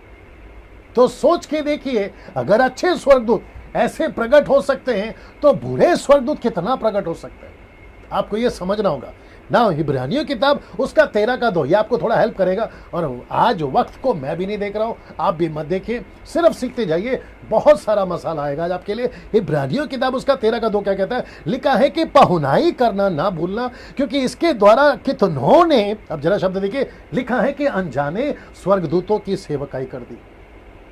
ये स्वर्गदूत कौन है जिसकी पौलुस कहता है कि तुमने अनजाने स्वर्गदूतों की सेवकाई कर दी। ये कौन से स्वर्गदूत है। इसका मतलब है कि स्वर्गदूतों ने रूप बदला, मनुष्य के रूप में आए, आपके घर पर आए, आपके पास में बैठ के खाना तक खाए, आपके हाय हेलो तक करा, और कहता है कि न जाने कितने अनजाने स्वर्गदूतों की तुमने सेवकाई कर दी या पहुनाई कर दी, जिसको इंग्लिश में कहते हैं हॉस्पिटैलिटी कर दी। अब आपको यह समझना होगा, इसको देखिए, यीशु ने कहा था मनुष्य स्वर्गदूतों की नहीं होगा। किसने कहा था, यीशु ने कहा था। आइए देखते हैं कैसे कहा था, मत्ती का 22:30, परंतु वे स्वर्ग में परमेश्वर के दूतों की नहीं होंगे, like a angel, English word है। अब इसको देखिए, आपने कभी, मुझे नहीं लगता है, मैंने भी 26 साल में पहली बार पता लगा कि जो मन्ना गिरता था ना ऊपर से खाना, ये किसका खाना था। आइए देखते हैं, भजन संहिता 78:25 कहता है, उनको शूरवीरों की सी रोटी मिली, उसने उनको मनमाना भोजन दिया, मनमाना भोजन। ये किसकी रोटी है, ये किसका खाना है, हुज फूड वाज दिस। आइए देखते क्या लिखा है, लिखा है कि they ate the bread of mighty angels. अब आप सोच के देखिए, ये किसका खाना खाते थे, यहाँ पे ये किसका खाना खाते थे। भजन संहिता कहता है ये स्वर्गदूतों का खाना खाते थे। स्वर्गदूतों का खाना, आप सोच रहे हैं, आप समझ रहे हैं, ये सब आपके बाइबल में। मैं बताने की क्या कोशिश कर रहा हूं कि स्वर्गदूत प्रकट हो सकते हैं, स्वर्गदूत मनुष्य बन सकते हैं, स्वर्गदूत शादियां कर सकते हैं, जो कि मैं भी आपके बीच में रखूंगा। स्वर्गदूत आपके बीच में आ सकते हैं, जिसको पौलुस भी कहते हैं आत्मिक दुनिया है सर, इसलिए लिखा है आत्मा की बातें आत्मिक व्यक्ति ही जान सकता है। हम आत्मिक दुनिया में, इफिसियों के 6:10 से कहता है कि हमारी लड़ाई मांस और लहू से नहीं है, हमारी लड़ाई अंधकार की ताकतों से। तो हम आत्मिक दुनिया में दोस्तों ना, इसको देखिए, एक और बात साबित करती है कि गिराए हुए ही स्वर्गदूत हैं, ये they are the fallen angel. कौन सी बात, अभी बताता हूं ना, इसको देखिए, और वहां है गिराए हुए स्वर्गदूतों का पाप। इसको थोड़ा देर रखना, देख लीजिएगा जी, ये कौन से पाप है, लिखा है गिराए हुए स्वर्गदूतों का पाप। आइए देखते हैं कौन सा पाप। इसको दूसरा पत्र 2 वचन 4 क्या कहता है, लिखा है क्योंकि जब परमेश्वर ने उन स्वर्गदूतों को, शब्द पे ध्यान दीजिए, लिखा है कि जिन्होंने पाप किया। कौन सा पाप किया था इन्होंने, कॉन्टेक्स्ट में देख लीजिए, नूह का समय और लूत का समय। कौन सा समय, नूह का समय और लूत का समय, कॉन्टेक्स्ट है इसके साथ में। और इसका मतलब है कि स्वर्गदूत कौन थे, ये जो नीचे गिरे थे, कौन से समय में पाप किया और कैसे कैसे पाप किया, उत्पत्ति के 6वें अध्याय में मैं रखूंगा उसको आपके बीच में, आप उसके साथ में जुड़े रहे ना। इसको देखिए, यूदा की किताब उसका 1:6, फिर जो स्वर्गदूतों ने अपने पद को स्थिर न रखा वरन अपने निज निवास को छोड़ दिया, और कॉन्टेक्स्ट में साथ में उसी के नीचे लिखा है एंड मिलेगा आपको, लिखता है कि नूह का समय और लूत का समय। तो इसका मतलब है कि स्वर्गदूत नूह के समय में भी गलती करे, स्वर्गदूतों ने लूत के समय में भी गलती करी, और जिसको पतरस कहता है उनके पाप। अब आप सोच के देखिए ना, इसको देखिए दोस्तों, उत्पत्ति की किताब उसका 6:3। आइए सुनो भी जल्दी से, उत्पत्ति की किताब उसका 6:3। मैं चाहता हूं कि जोर से पढ़ें जी। और यहोवा ने कहा, मेरा आत्मा मनुष्य से सदा लौ विवाद करता न रहेगा, क्योंकि मनुष्य भी शरीर ही है, उसकी आयु 120 वर्ष की होगी। वापस पढ़ें। और यहोवा ने कहा, मेरा आत्मा मनुष्य से सदा लौ विवाद करता न रहेगा, क्योंकि मनुष्य भी शरीर ही है, उसकी आयु 120 वर्ष की होगी। ओके, नाउ दोस्तों, ये कौन से मनुष्य कह रहा है? ये कौन से मनुष्य? अब आपको समझना होगा। मैं पीछे बताते आ रहा था, ये वो स्वर्गदूत हैं जिन्होंने रूप ले लिया किसका? मनुष्यों का। और फिर परमेश्वर कहता है यहां पर कि मेरा आत्मा मनुष्य से सदा लौ विवाद करता ना रहेगा। किससे? कौन से मनुष्य से? विवाद। ये शब्द क्यों है विवाद? ये विवाद का मतलब क्या है आपको ये भी समझना होगा। मनुष्य, क्योंकि मनुष्य तो शरीर है, शारीरिक बात हो रही है, फ्लैश, इसकी बात हो रही है। मनुष्य कितना भी करे, स्वर्गदूत कितना भी काम करे, लेकिन परमेश्वर कहता है कि वो फ्लैश है, शरीर है, वो फ्लैश है। मतलब परमेश्वर से ज्यादा पावर उसका नहीं है। कॉन्टेक्स्ट को समझिए, भेद को समझिए। और वो कौन से मनुष्य है? ये मनुष्य कौन है मैं वो रखने जा रहा हूं। ये वो स्वर्गदूत हैं जो मनुष्य का रूप ले चुके थे। परमेश्वर इनसे परेशान था, परमेश्वर ने इनको देखा, ये बिगड़ गए। एक और चीज आपके बीच में ऐड कर देता हूं, पहले इसको देख लीजिए, जिसको लेकर परमेश्वर ने दो चीजें कर दी, मैं आपके बीच में रखने जा रहा हूं। पहले उसको बता देता हूं। एक है उनकी उम्र घटा दी, और दूसरा है उनको पृथ्वी से नाश करने का परमेश्वर के दिमाग में आइडिया आ गया। लेकिन ठीक इसके पहले आप जानना चाहते हैं कि आदम से लेकर नूह का 6वां अध्याय के गैप कितने हैं? कम से कम 1600 साल से भी ज्यादा, जिसको कहते हैं 1600 ईयर्स।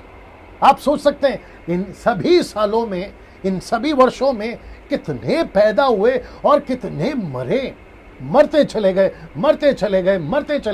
आप 5वां अध्याय को पढ़ लीजिए। ऐसा लिखा है कि वो पैदा हुआ मर गया, वो पैदा हुआ मर गया, इतने साल पैदा, इतने साल जिंदा रहा मर गया, 700 साल, 800 साल, 900 साल जिंदा रहा मर गया।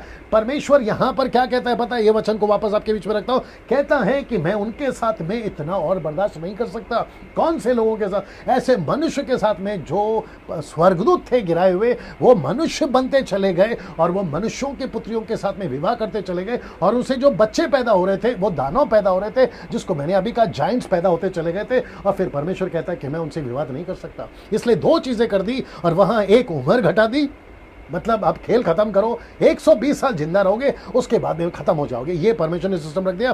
फिर कहता है कि पृथ्वी को नाश कर दूंगा, क्योंकि वो पृथ्वी को नाश करना बहुत जरूरी था। पृथ्वी को नाश करा, लेकिन एक फैमिली को बचाया जिसका नाम है नूह, उसको बचाया। उसके बाद में उसने किसी को नहीं बचाया, सबको खत्म किया ना। इसको देखिए, उत्पत्ति 6:11, बड़े ध्यान से सुनना। परमेश्वर कितना फ्रस्ट्रेट है, कितना परेशान हो गया है, ये आपको पता चलेगा। लिखा है कि उस समय पृथ्वी परमेश्वर की दृष्टि में बिगड़ गई थी। मेरा प्रश्न है, कौन बिगड़ गई थी? पृथ्वी बिगड़ गई थी और उपद्रव से भर गई थी। ये जो शब्द है ना, उपद्रव, मतलब जिसको जैसा ठीक लग रहा। कौन सा टाइम है? लूत का नहीं, ये टाइम है नूह का। अब आप सोच के देखिए, ऐसा क्या कर रहा था इंसान, ऐसा क्या कर रहा था मनुष्य, ऐसा क्या कर रहे थे घिरे हुए स्वर्गदूत, जिसको परमेश्वर ने यह वचन लिख दिया कि पृथ्वी बिगड़ गई है। आप इसकी लिमिट पता लगाइए, आप इसकी थ तक जाइए, आप इसके डेप्थ तक जाइए कि पृथ्वी कितनी बिगड़ गई। अब इसको देखो, उत्पत्ति 6:12 क्या कहता है? परमेश्वर ने पृथ्वी पर जो दृष्टि की तो क्या देखा कि वो बिगड़ गई है, क्योंकि सब प्राणियों ने पृथ्वी पर अपनी अपनी चाल बिगाड़ ली। सीधे लिखा है सब प्राणियों ने। सब प्राणियों से मतलब क्या है?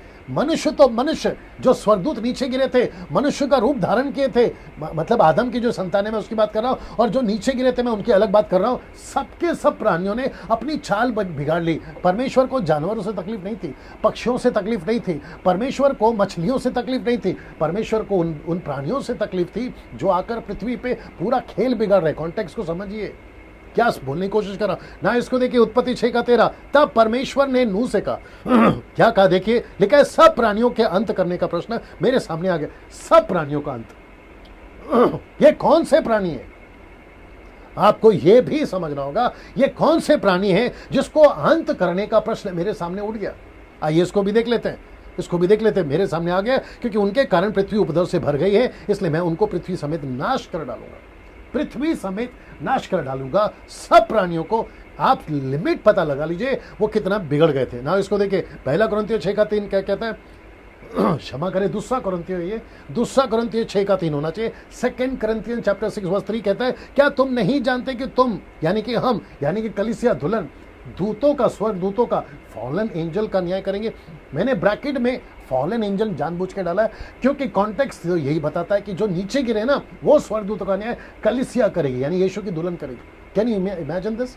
आप सोच सकते हैं कि परमेश्वर आपको क्या स्थान दे रहा है। और वापस कहता है कि ये दूसरा कुरिन्थियों, पहला कुरिन्थियों नहीं ना। मनुष्यों की पुत्रियां कौन थी, वक्त को ध्यान में रखते हुए, क्योंकि ये बहुत लंबा सब्जेक्ट है, मैं जितना शॉर्ट कर सकता हूं मैंने करके आपके बीच में रखा है। आइए देखते क्या लिखता है। दूसरा कहता है मनुष्यों की पुत्रियां कौन थी, who were the sons of daughters, मनुष्य की पुत्रियां कौन थी। आइए उसको देख लेते हैं। आप पहले ये चित्र देख लीजिएगा।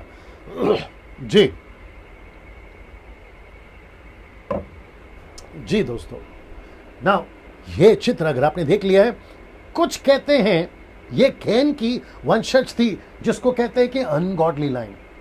कैन गलत था ना, उसने गलत काम किया ना। गलत काम क्या था? उसने अपने भाई का कत्ल किया, तो वो एक गलती उससे हुई है और वो गलत है।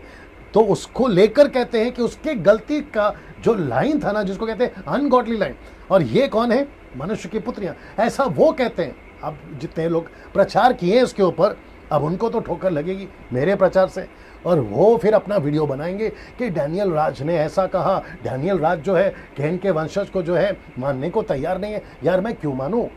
जब आपकी वीडियो बना रहे थे मैं चुपचाप रहा ना, वैसे जब मैं बना रहा हूं तो आप लोग भी चुपचाप रहिए और देखिए। अगर आपको ठीक नहीं लगता है तो रहने दो ना। जिस दिन परमेश्वर न्याय करेगा वो आपका भी करेगा, मेरा भी करेगा। अब आप अपनी अपनी वीडियो बनाकर खेल क्यों बिगाड़ रहे हो? आपने अपना रखा, मैं अपना रख रहा हूं, बात खत्म हो गई। फिर यहां कहता है कि कुछ कहते हैं कि कैन के वंशज थे, जिसको कहते हैं अनगॉडली लाइन। ये अनगॉडली लाइन का क्या मतलब है? पर ये गलत है। ये जो कॉन्सेप्ट है ना, ये जो थ्योरी है ना, ये गलत है। कैसे? मैं आपको बताता हूं। हिब्रू ट्रांसलेशन क्या कहता है उसको समझना। याद रखो मैंने क्या कहा था, मैं जो भी बात करूंगा बाइबल से करूंगा। मैंने कहा था कि नहीं कहा था? जो भी वचन लाऊंगा बाइबल से लाऊंगा। तो हिब्रू ट्रांसलेशन क्या कहता है देखते हैं। कहता है कि वे सब आदम की संतानें थीं।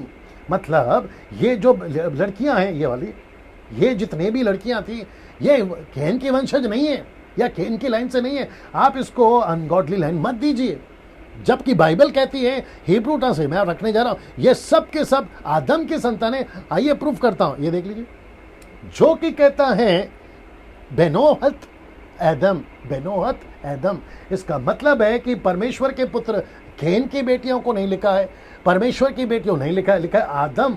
ये देखिए आदम, बेनोहत एदम, इसका मतलब है ये परमेश्वर की बेटियां नहीं, कैन के वंशज की नहीं। अगर कैन के वंशज से होती तो लिखना चाहिए था लाइन ऑफ कैन या केन्स डॉटर, ऐसा लिखना चाहिए था, जबकि नहीं लिखा है। क्या लिखा है? आदम की बेटियां। मैंने इसलिए लिखा ना, ये देखिए, ये आदम की बेटियां।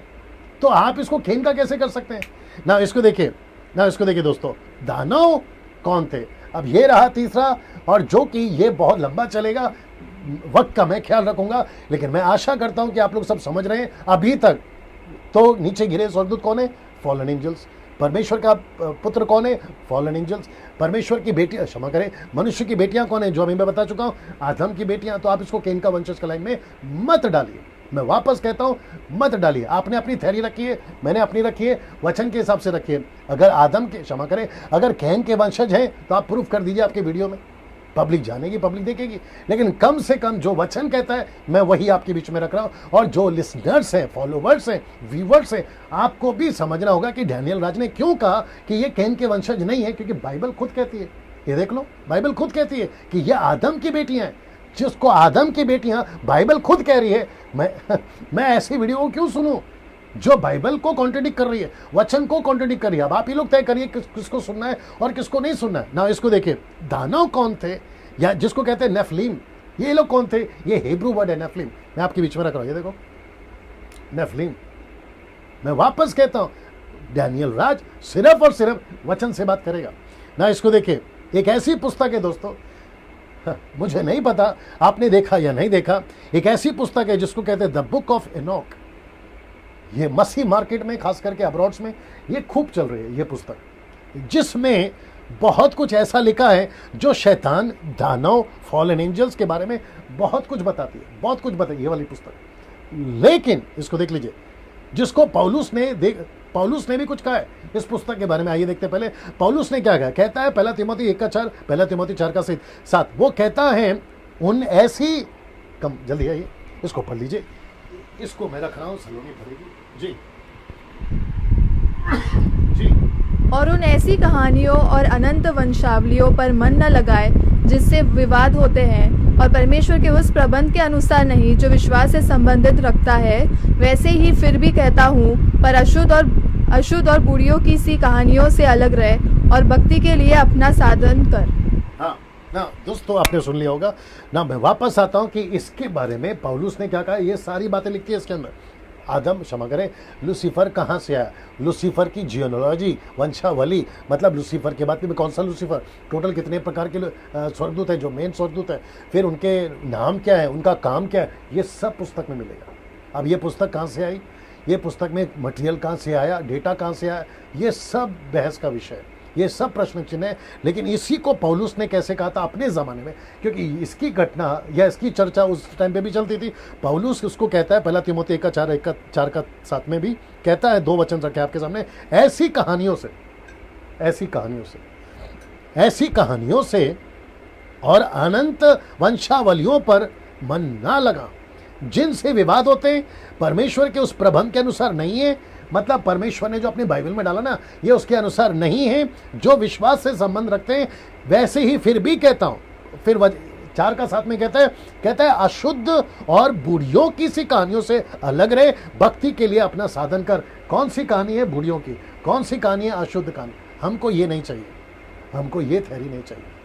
अगर इसमें से कोई प्रचार करता है वो अपने तक रखे, वो उनकी जो स्टडी है वो तक रखे, मेरे को उसमें नहीं जाना है। लेकिन डैनियल राज इस पुस्तक से बात नहीं कर रहा है। मैं किससे बात कर रहा हूं? तोरा। ये तोरा क्या है? मूसा की 5 किताबें, उत्पत्ति, निर्गमन, लय व्यवस्था, गिनती व्यवस्था, विवरण। ये वो 5 किताबें हैं जिसमें से मैं आपके बीच में रख रहा हूं, और जिसको हम कहते हैं कि स्क्रिप्चर्स, यानी कि तोरा। हम इसमें से ही सीखेंगे और मैं इसी में से बता रहा हूं। और वापस कहता हूं, आपका ओरिजिनल ट्रांसलेशन जो था, जिसको मैन्युस्क्रिप्ट कहते हैं, वो यहाँ पे नहीं है। हमारे पास में जो है वो ट्रांसलेशन है, जिसको मैं पहले बता चुका हूँ, कॉपीज ऑफ कॉपीज। हमारे पास में जो है ना वो कॉपीज ऑफ कॉपीज है, ठीक है ना। इसको देखिए, उत्पत्ति 6:4 क्या कहता है, ये देखते हैं। उन दिनों में पृथ्वी पर दानव रहते थे। मुझे बताते रहो क्या चल रहा है, ठीक है ना। उन दिनों में पृथ्वी पर दानव रहते थे, और उसके पश्चात, ये देखो ब्रैकेट में मैंने डाला है, मैं आपको बाद में बताऊंगा। उसके पश्चात जब परमेश्वर के पुत्र मनुष्यों के पुत्रियों के पास गए, तब उनके द्वारा जो संतानें उत्पन्न होती थी वो शूरवीर होते थे, और साथ में लिखा है कि वो उनकी कृति प्राचीन काल से प्रचलित है। तो ये दानव कौन है? नेफलीम। ये दानव कौन है? मैं इसके ऊपर आना। यहां पे 2 थ्योरी है, मैं रिपीट करता हूं, यहां पे 2 थ्योरी है। आइए देखते हैं पहला कौन सा। कुछ कहते हैं पहले से दानव थे, कुछ कहते हैं संबंध बराबर है, संबंध से दानव हो गए। मतलब स्वर्गदूत जो नीचे गिरे थे, मनुष्य के पुत्रों के साथ में विवाह किया, और उनसे जो बच्चे होते थे वो दानव हैं। यहाँ पे दोनों भी दिखता है, क्योंकि इस वचन के अनुसार पढ़ने में यही आता है कि पृथ्वी पे दानव रहते थे। पास्ट टेंस वर्ड है, पृथ्वी पे दानव रहते थे। भूतकाल की बातें हो रही है, पृथ्वी पे दानव रहते थे। फिर लिखा है कि जो संबंध करते थे उससे शूरवीर पैदा होते थे। मैं दानव का पूरा आपको बताऊंगा कि दानव का मतलब क्या, मैं आ रहा हूं उसके ऊपर। तो इस वचन के अनुसार यहाँ पर एक हो गया कि कुछ कहते हैं कि पहले से दानव थे, और कुछ कहते हैं कि जो है संबंध से दानव पैदा हो गए। मैं दूसरे के साथ जाऊंगा। कौन सा दूसरा? ये वाला। मुझे इससे कोई परहेज नहीं है, मुझे इससे कोई परहेज नहीं है, क्योंकि वचन में लिखा है, और अगर लिखा है तो दानव होंगे। लेकिन मैं उसके ऊपर अभी नहीं जाना चाहता हूं। मैं जाना चाहता हूं कि ये कहां से आया, ये दानव कहां से आया। अब आप इसको देख लीजिएगा। मैं इसलिए कह रहा हूं कि मैं दूसरे के साथ जाऊंगा, क्योंकि दानव का अर्थ है mighty, strong and huge man. Huge का मतलब है, ऐसा बाइबल में लिखा, लंबे लंबे। वो बहुत चौड़े थे, वो लंबे थे। मैं वो एक एक चीज आपके बीच में रखने जा रहा हूं ना। ऐसा कुछ, ये आपको समझाने के लिए, ऐसा कुछ होते थे ह्यूज। दानव का मतलब है ह्यूज, बहुत स्ट्रांग या बहुत शक्तिशाली।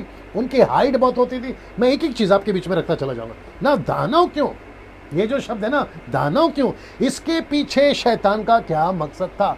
अब मेरे मैसेज के डीप में जा रहे हैं दोस्तों। कम से कम 1 घंटा हो गया। और ये बात अलग है कि 1 घंटा कैसा हो गया आपको शायद पता भी नहीं चला होगा, लेकिन जितना हो सकता है मेरे साथ में बने रहे। मैं वापस कहता हूँ ये बहुत डीप है और इसका कनेक्शन फॉलन एंजल से भी है और आपका कनेक्शन दानव से भी है और आज का वर्तमान स्थिति से भी इसका कनेक्शन है। इसलिए बहुत ध्यान से सुनिएगा। दानव क्यों, इसके पीछे शैतान का मकसद क्या था ना, सब कुछ यहां से शुरू हुआ है दोस्तों, सब कुछ यहां से शुरू हुआ है। आप ये चित्र को पहले देख लीजिए अच्छे से जी। ओके, मैं आ जाता हूं यहां पे। एक चित्र में आप देख सकते हैं कि लूसीफर यानी कि शैतान, इब्लीस, उनको फल खिला रहा। ये बीच में जो पट्टा डाला है ये मेरी मजबूरी है डालने की, नहीं तो मैं आपको ऐसे ही दिखा सकता था, लेकिन आपको समझाने के लिए यहां पर देख लीजिएगा। ये बिना कपड़े के हैं, यहां पे ये बिना कपड़े के। परमेश्वर ने जैसी उन्होंने गलती करी उनको कपड़ा क्यों दिया मैं वो भी बताऊंगा आपको, लेकिन यहां पे जैसे फल खाया परमेश्वर ने कहा कि अब तुम बगीचे में नहीं रह सकते, तो यहां से सब कुछ शुरू हुआ। अब आप सोच के देखिए लूसीफर का प्लान क्या था। दानव क्यों, प्रश्न उठाना दानव क्यों, क्योंकि बगीचे के अंदर दानव पैदा नहीं हो सकते। बगीचे के अंदर स्त्री के द्वारा जो बच्चे होंगे यानी कि लड़कियां यानी कि स्त्रियां, उनसे बच्चे, गलत बच्चे पैदा नहीं हो सकते। तो लूसीफर ने कहा कि इनको बगीचे से बाहर निकालना होगा और इनको बाहर निकालने के लिए इनसे ऐसा कुछ करवाना होगा कि जिसके चलते परमेश्वर इनको बाहर निकाले। आइए देखते क्या हुआ था। क्या यह संभव है, जरा ध्यान दीजिएगा, क्या यह संभव है कि परमेश्वर के बनाए हुए शरीर में शैतान घुस सकता है? क्या यह संभव है ना? इसको पढ़ना होगा, जल्दी से आइए। मत्ती की किताब उसका 12 का 43 से 45। जी दोस्तों, the book of Matthew chapter 12 43 to 45। जी, मत्ती की किताब 12 का, इसको जरा सुन लेते हैं जी। अभी यहाँ पे कितने लोग देख रहे हैं जी?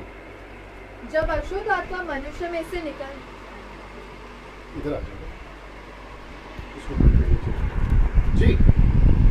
जब अशुद्ध आत्मा मनुष्य में से निकल जाती है तो सूखी जगहों में विश्राम ढूंढती फिरती है और पाती नहीं। तब कहती है मैं अपने उसी घर में जहाँ से निकली थी लौट जाऊंगी, और लौटकर उसे सूना, जाड़ा बुहारा और सजा सजाया पाती है। तब वह जाकर अपने से और बुरी 7 आत्माओं को अपने साथ ले आती है और वे उसमें पेट कर वहाँ वास करती है, और उस मनुष्य की पिछली दशा पहले से भी बुरी हो जाती है। इस युग के बुरे लोगों की दशा भी ऐसी ही होगी। दोस्तों, आपने इस वचन के अनुसार ये तो समझ लिया होगा ओके, ये आपने समझ लिया होगा। क्या शैतान या दुष्ट आत्माएं, इवन शैतान इब्लिस भी, क्या मनुष्य के शरीर में, परमेश्वर के बनाए हुए शरीर में घुस सकता है? ये कॉन्सेप्ट कैसे फिट बैठता है? लेकिन वचन कहता है कि ऐसा हो रहा है, ऐसा हुआ था, ऐसा हो रहा है और आगे भी होता रहेगा। तो इसका मतलब है कि यहां पे जो मैं कॉन्सेप्ट रख रहा हूं, इसको ध्यान से देखिएगा। मेरी रिक्वेस्ट है, ये वीडियो जब अपलोड होगा फेसबुक पे, यूट्यूब पे, जितना हो सकता है शेयर करिए, क्योंकि मैंने बहुत बारीकी से स्टडी कर आपके बीच में रखा है। वापस कहता हूं कि ये जो कॉन्सेप्ट है ना, आपको सारा खेल यहां से शुरू हुआ है साहब। हम उत्पत्ति की किताब को बचपनों से पढ़ते आ रहे, संडे क्लास में पढ़ाते आ रहे, लेकिन इतना डीप, इतना डेप्थ इसके अंदर है, आज आपके बीच में रखने की प्रभु के अनुग्रह से मैं कोशिश करूंगा ना। यहां पे गलती हुई और इसके चलते आदम और हवा को बाहर निकाला गया, क्योंकि जो बीज था ना शैतान का, वो बोना था। अब इसको देखिए आप, इस वचन इसलिए मैंने रखा, क्या संभव है कि परमेश्वर के बनाए हुए शरीर, आदम हवा, इंसान, हिंदू, मुस्लिम, सिख, ईसाई, बुद्धिस्ट, पारसी, जैन, कहीं का भी हो, किसी भी युग का हो, उसके शरीर में शैतान घुस सकता है? ये कॉन्सेप्ट कैसे फिट बैठता है? लेकिन लिखा है कि ऐसा हो रहा है, आज भी हो रहा है, तब भी हुआ था। तो इसका मतलब है कि अगर लूसीफर के पास में इतनी ताकत है कि ये स्किन में वो घुसकर पोजेस करके उस व्यक्ति को काबू में करके, पुरुष हो या स्त्री, बच्चा हो या कोई भी हो, जवान हो, उसको काबू करके शरीर के द्वारा वो जैसा चाहे उसे करवा सकता है, तो आपको अगला स्लाइड देखना पड़ेगा। उत्पत्ति 6 का 4, फिर उत्पत्ति 3 का 5, ये कनेक्शन और ये कनेक्शन क्या देखिए। उत्पत्ति 3 का 5 में क्या लिखा है? वरन परमेश्वर आप जानता है, लूसीफर बात कर रहा है, परमेश्वर आप जानता है कि जिस दिन तुम उसका फल खाओगे, जिस दिन तुम उसका फल खाओगे, जिस दिन तुम उसका फल खाओगे, जरा देखिए क्या बोल रहा है, उस दिन तुम्हारी आंखें खुल जाएंगी, तुम भले बुरे का ज्ञान पाकर परमेश्वर के तुल्य हो जाओगे। यहाँ पे 3 बातें, फिर उसका कनेक्शन 3 का 5, यहाँ 3 बातें, आंखें खुल जाएंगी, दूसरा भले बुरे का ज्ञान तुम पा जाओगे, और फिर तीसरा कहता है, इसलिए मैंने लाल में डाला है, कि तुम परमेश्वर बन जाओगे। परमेश्वर बन जाओगे।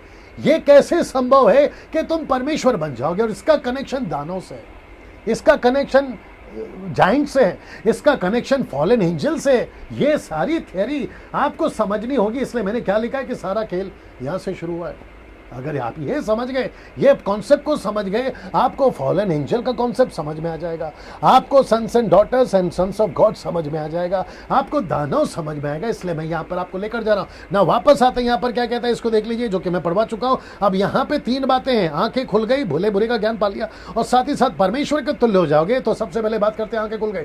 ये आंखें खुलना क्या है? जिसको कहते हैं सेक्स, व्यभिचार को बढ़ावा देना। जैसे ही लूसीफर ने आदम हव्वा को फल खिलाया, खाते ही क्या हुआ? पहला रिएक्शन आइए देखते हैं। उसका पहला रिएक्शन था ये, बड़े ध्यान से सुनिएगा, उसका पहला रिएक्शन था ये। आइए देखते क्या लिखा है। लिखा है, कम फास्ट, लिखा है जी, लिखा है जी, लिखा है जी। तब उन दोनों की आंखें खुल गई और उनको मालूम हुआ कि वे नंगे हैं, सो उन्होंने अंजीर के पत्ते जोड़ जोड़ कर लंगोट बना लिए। ओके ना दोस्तों, एक और शब्द पे ध्यान देना होगा। लिखा है कि तब उन दोनों की आंखें खुल गई। ये शब्द क्यों लिखा? दोनों की आंखें खुल गई। कुछ मैं खैर नाम तो नहीं लेता और ना ही कभी लूंगा, ठीक है ना। परमेश्वर उनको आशीष दे, परमेश्वर उनको संभाले। लेकिन आपको जो गलतियां करी है ना उन्होंने अपने यूट्यूब पे, मैं उसको बता देता हूँ। वो कहते हैं, बड़ा हंसी आती है, साथ ही साथ गुस्सा भी आता है, लेकिन क्या करें, मैं उसके ऊपर वीडियो देखता हूँ, फिर कभी बनाऊंगा। वो कहते हैं कि लूसीफर ने आदम, क्षमा करें, लूसीफर ने हव्वा के साथ सेक्स किया और उसके सेक्स के चलते केन पैदा हुआ। Can you believe this? वापस आता हूं। वो कहते हैं कि लूसीफर ने हव्वा से सेक्स किया और उससे जो बच्चा हुआ ना, वो केन की लाइन है। इसलिए कहते हैं कि अनगॉडली लाइन। तो मेरा प्रश्न है, अगर ऐसी बात है तो फल दोनों ने खाया, तो क्या लूसीफर ने आदम से भी सेक्स किया? और अगर उसने उसके साथ भी सेक्स किया है तो फिर उसके बच्चे किधर है? क्या दिमाग लगा रहे हो यार, आप सोच के देखिए। अच्छा, जिनको नहीं पता है ना कि ऐसी वीडियो भी मार्केट में है, अब वो ढूंढने नहीं जाना। बेहतर है जिस गांव को जाना नहीं उसका पता क्यों पूछना। अब मत ढूंढिए उसको, मैंने आपको बता दिया। जिसको पता है, अगर ऐसी कोई टीचिंग दी गई है, वो कहते हैं कि यहां पर आदम हव्वा के साथ में सेक्स किया, उसके चलते तो उसका भी पहला यूहन्ना की किताब में लिखा है कि कैन उस दुष्ट से हुआ। अब वो कॉन्टेक्स्ट अलग है, उसका बताने का तरीका अलग है। कुछ विचित्र प्राणी लोग हैं अपने ही मसीह समझ में। अब क्या करें, मैं इसके ऊपर स्टिक रहूंगा, मैं उसके ऊपर नहीं जाऊंगा। कहते हैं आंखें खुल गई, तो इसको कहते हैं सेक्स को बढ़ावा देना। अब अदन के बगीचे से कैसे सेक्स को बढ़ावा दिया, फिर अदन के बगीचे से लूत तक में कैसे सेक्स का काम किया, फिर लूत तक और अभी तक, इन सभी को आपके बीच में रखने जा रहा हूं। जरा देख लीजिएगा ना, समझने वाली बात है कि क्यों शरीर को छुपा रहे। ये देख लीजिए, यहां पे शरीर को सबसे पहले किसने छुपाया? शरीर को आदम और हव्वा ने। कौन से पत्ते के साथ में? अंजीर के पत्ते के साथ में। फिर परमेश्वर ने जानवर को मारा और उनका टेम्पररी ब्लड बहा और उनका जो चमड़े का कपड़ा था वो उनको दिया। वहां से शुरू हुआ इंसानों का बदन को छुपाना। इसका मतलब क्या, आप सोच के देखिए। इसलिए मैंने लिखा है कि बदन को छुपाने का मतलब आप समझिए ना। उसको देखिए, दूसरा पत्र 2:14 क्या कहता है? उनकी आंखों में व्यभिचार है। Can you believe this? पतरस बोल रहा है उनकी आंखों में व्यभिचार बसा हुआ है और वो पाप किए बिना रुक नहीं सकते। तो इसका मतलब है कि सबसे पहला गलती लूसीफर ने आदम और हव्वा से और उनकी वंशज से क्या करवा दिया? उनकी आंखें खोल दी व्यभिचार के मामले में, उनकी आंखें खोल दी सेक्स के मामले में, उनकी आंखें खोल दी 2 जेंडर को पहचानने में। एक है मेल जेंडर और दूसरा है फीमेल जेंडर। जब तक आंखें नहीं खुली थी दोनों एक थे। मेरे पास में वक्त की कमी है दोस्तों, मैं इसमें नहीं घुस सकता हूं। अब आप समझ के देखिए मैं कहां तक जा रहा हूं आपको लेकर, आप कनेक्शन देखिए। इसलिए पतरस कहता है कि उनकी आंखों में वे विचार है और वो पाप किए बिना नहीं रह सकते। अब इसको देखो, मत्ती 5:28 में यीशु क्या बोलते हैं? कहते हैं परंतु मैं तुमसे ये कहता हूं कि जो कोई किसी स्त्री पर कुदृष्टि, मतलब उन आंखों से अगर कोई गलत नजर से डालता है, वो व्यभिचार कर चुका। तो ये कहां से हो रहा है? आंखों से। तो लूसीफर ने क्या पहले खोला? आंखें खोल दी। बोला तुमको ये पता चलेगा, तो क्या खिला दिया? फल खिलाकर उनकी आंखें खोल दी। अब इसको देखो, ये मेरा बहुत फेवरेट है, मैं इसके ऊपर कभी वीडियो बनाऊंगा। पहले इसको देख लेते हैं। लिखा है शरीर का दिया आंख है। मतलब शरीर को जो रोशनी देता है वो आंख है। अब इसको देखो, इसलिए यदि तेरी आंख निर्मल है, निर्मल का मतलब है अगर तूने अपनी आंख को गाइड कर लिया, अगर तूने अपनी आंख को बचा लिया गलत चीजों को देखने से, गलत तरीके से देखने से, अगर तूने अपनी आंख को बचा लिया तो तेरा सारा शरीर भी उजियाला रहेगा। लेकिन अगर तेरी आंख बिगड़ गई, परंतु यदि तेरी आंख बुरी हो गई, अब देख जिसको देखो, तो तेरा सारा शरीर भी अंधियारा होगा। अब इसको देखो दूसरा, इस कारण वह उजियाला जो तुझ में है यदि अंधकार हो तो वह अंधकार कैसा बड़ा होगा। अब आप देखिए कनेक्शन क्या है। यीशु ने ऐसा क्यों कहा कि अगर तेरी आंख ठीक नहीं है, और ऊपर से क्या देखा स्वर्गदूतों ने, लिखा है कि देखा कि जो लड़कियां हैं वो सुंदर हैं, लिखा है देखा, मैं आऊंगा उसके ऊपर। फिर कहता है कि दे सॉ, उन्होंने देखा और फिर जिससे जैसा चाहे उससे शादी कर लिया। तो इसका मतलब है कि उनका उजियाला अंधकार में बदल गया, और वो अंधकार कितना बड़ा हो सकता है आप इसकी कल्पना तक नहीं कर सकते।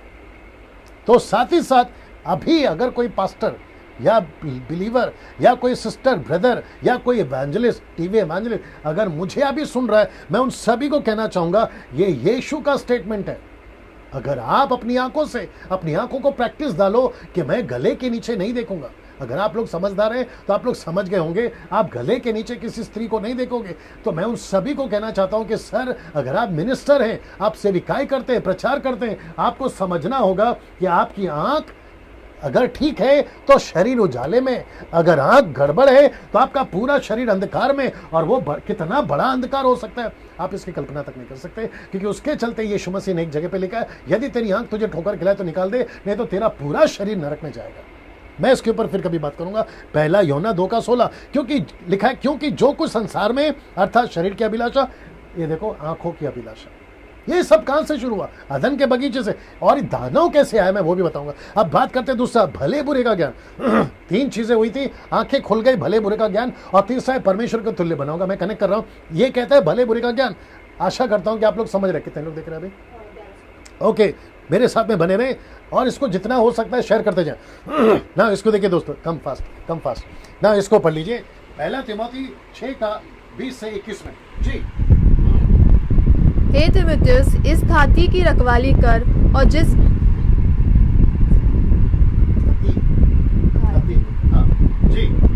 ज्ञान को ज्ञान कहना ही भूल है, उसके अशुद्ध बकवाद और विरोध की बातों से परे रह। कितने इस ज्ञान का अंगीकार करके विश्वास से भटक गए हैं। ओके ना दोस्तों, यहाँ पे पौलुस क्या कहने की कोशिश कर रहा है? एक ऐसा नॉलेज बांट रहा है शैतान जो परमेश्वर की ओर से नहीं है, मनुष्य के अंदर दिया हुआ है। मनुष्य बहुत सारे नॉलेज, संसारिक नॉलेज, मैं पिछले वीडियो में बता चुका हूं कि संसार का ज्ञान परमेश्वर की नजर में मूर्खता है। तो ऐसा नॉलेज वो बांट रहा था, और पौलुस उसको कहता है कि हे तीमुथियुस, इस तथ्य की रखवाली कर। रखवाली का मतलब उसको गाइड कर। जिस ज्ञान को ज्ञान कहना ही भूल है, उसके अशुद्ध बकवास से और विरोध की बातों से परे रहे। कितने ऐसे ज्ञान का अंगीकार करके विश्वास से भटक गए। कुछ लोग, मैं वहां नहीं जाना चाहता हूं, लेकिन आपको थोड़ा सा हिंट दे देता हूं। आप सबको सुनो, मुझ जैसों को सुनो, उस जैसों को सुनो, नेशनल को सुनो, इंटरनेशनल को सुनो। अगर एक भी प्रचार में परमेश्वर का ज्ञान है तो ठीक है, अगर नहीं है ऐसे किसी प्रीचर को मत सुनो, ऐसे किसी प्रीचर को मत सुनो। वैसे ही बहुत सारा बेड़ा गर्क हो गया है। ये लोग आते हैं और बेड़ा गर्क करते हैं ना। इसको देखिए, ये रहा तीसरा, परमेश्वर के तुल्य हो जाओ। किसने कहा? लूसीफर ने हव्वा से कहा कि जिस दिन तुम इसका फल खाओगे परमेश्वर के तुल्य हो जाओगे ना। इसको देखिए, परमेश्वर के बाद, बड़े ध्यान से देखना, परमेश्वर के बाद पृथ्वी पर कौन परमेश्वर बना? परमेश्वर के बाद पृथ्वी पर कौन परमेश्वर बना? जानना चाहोगे? और यही प्लान है लूसीफर का। मैं वापस कहता हूं, अभी जो यहां पर आएगा ना, उसका कनेक्शन फॉलन एंजल से है, उसका कनेक्शन दानव से है, और उसका कनेक्शन आज के टॉपिक से है। आपको पता है कौन बना? मैं आपको प्रूव करता हूं, मनुष्य। अब कैसे बना उसको भी देखिए। इसको पौलुस कहता है रोमियो 1:23 में, अविनाशी परमेश्वर की महिमा को नाशमान मनुष्य पक्षियों, चौपियों, रेंगने वाले जंतुओं की मूर्ति की समानता में बदला। इसका मतलब है परमेश्वर के जैसा पहला कौन बना? मनुष्य। फिर कौन बने? पक्षी। फिर कौन बने? चौपाए, रेंगने वाले जंतु। इसका मतलब है कि परमेश्वर के बाद में मनुष्य परमेश्वर बन सकता है, ऐसा झूठ किसने फैलाया? शैतान ने। ऐसा झूठ या ऐसा अधूरा ज्ञान या ऐसी डॉक्ट्रीन किसने फैलाई? शैतान ने। उसने लूसीफर से क्या कहा? तू परमेश्वर बन सकता है। लूसीफर को अच्छे से पता था कि मैं कैसे बनाऊंगा, बेचारे आदम हवा को नहीं पता था। और इसको लग गए कम से कम 1600 साल उत्पत्ति के 6वें अध्याय में आते आते। Can you believe this? 1600 साल का गैप है।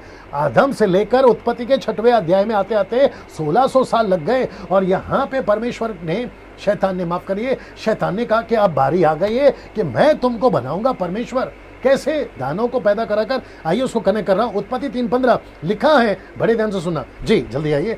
लिखा है जी जी और मैं तेरे और इस स्त्री के बीच में और तेरे वंश और इसके वंश के बीच में, और मैं तेरे और इस स्त्री के बीच में और तेरे वंश और इसके वंश के बीच में। दोस्तों यहाँ पे दो बातें। सबसे पहला है तेरा वंश, तेरे वंश, और लिखा है कि उसके वंश। ये दो वंश क्यों ना? इसको देखिए, लिखा है भैर उत्पन्न करूंगा, वे तेरे सिर को कुचल डालेगा और तू उसकी एड़ी को डसेगा। ये कौन है?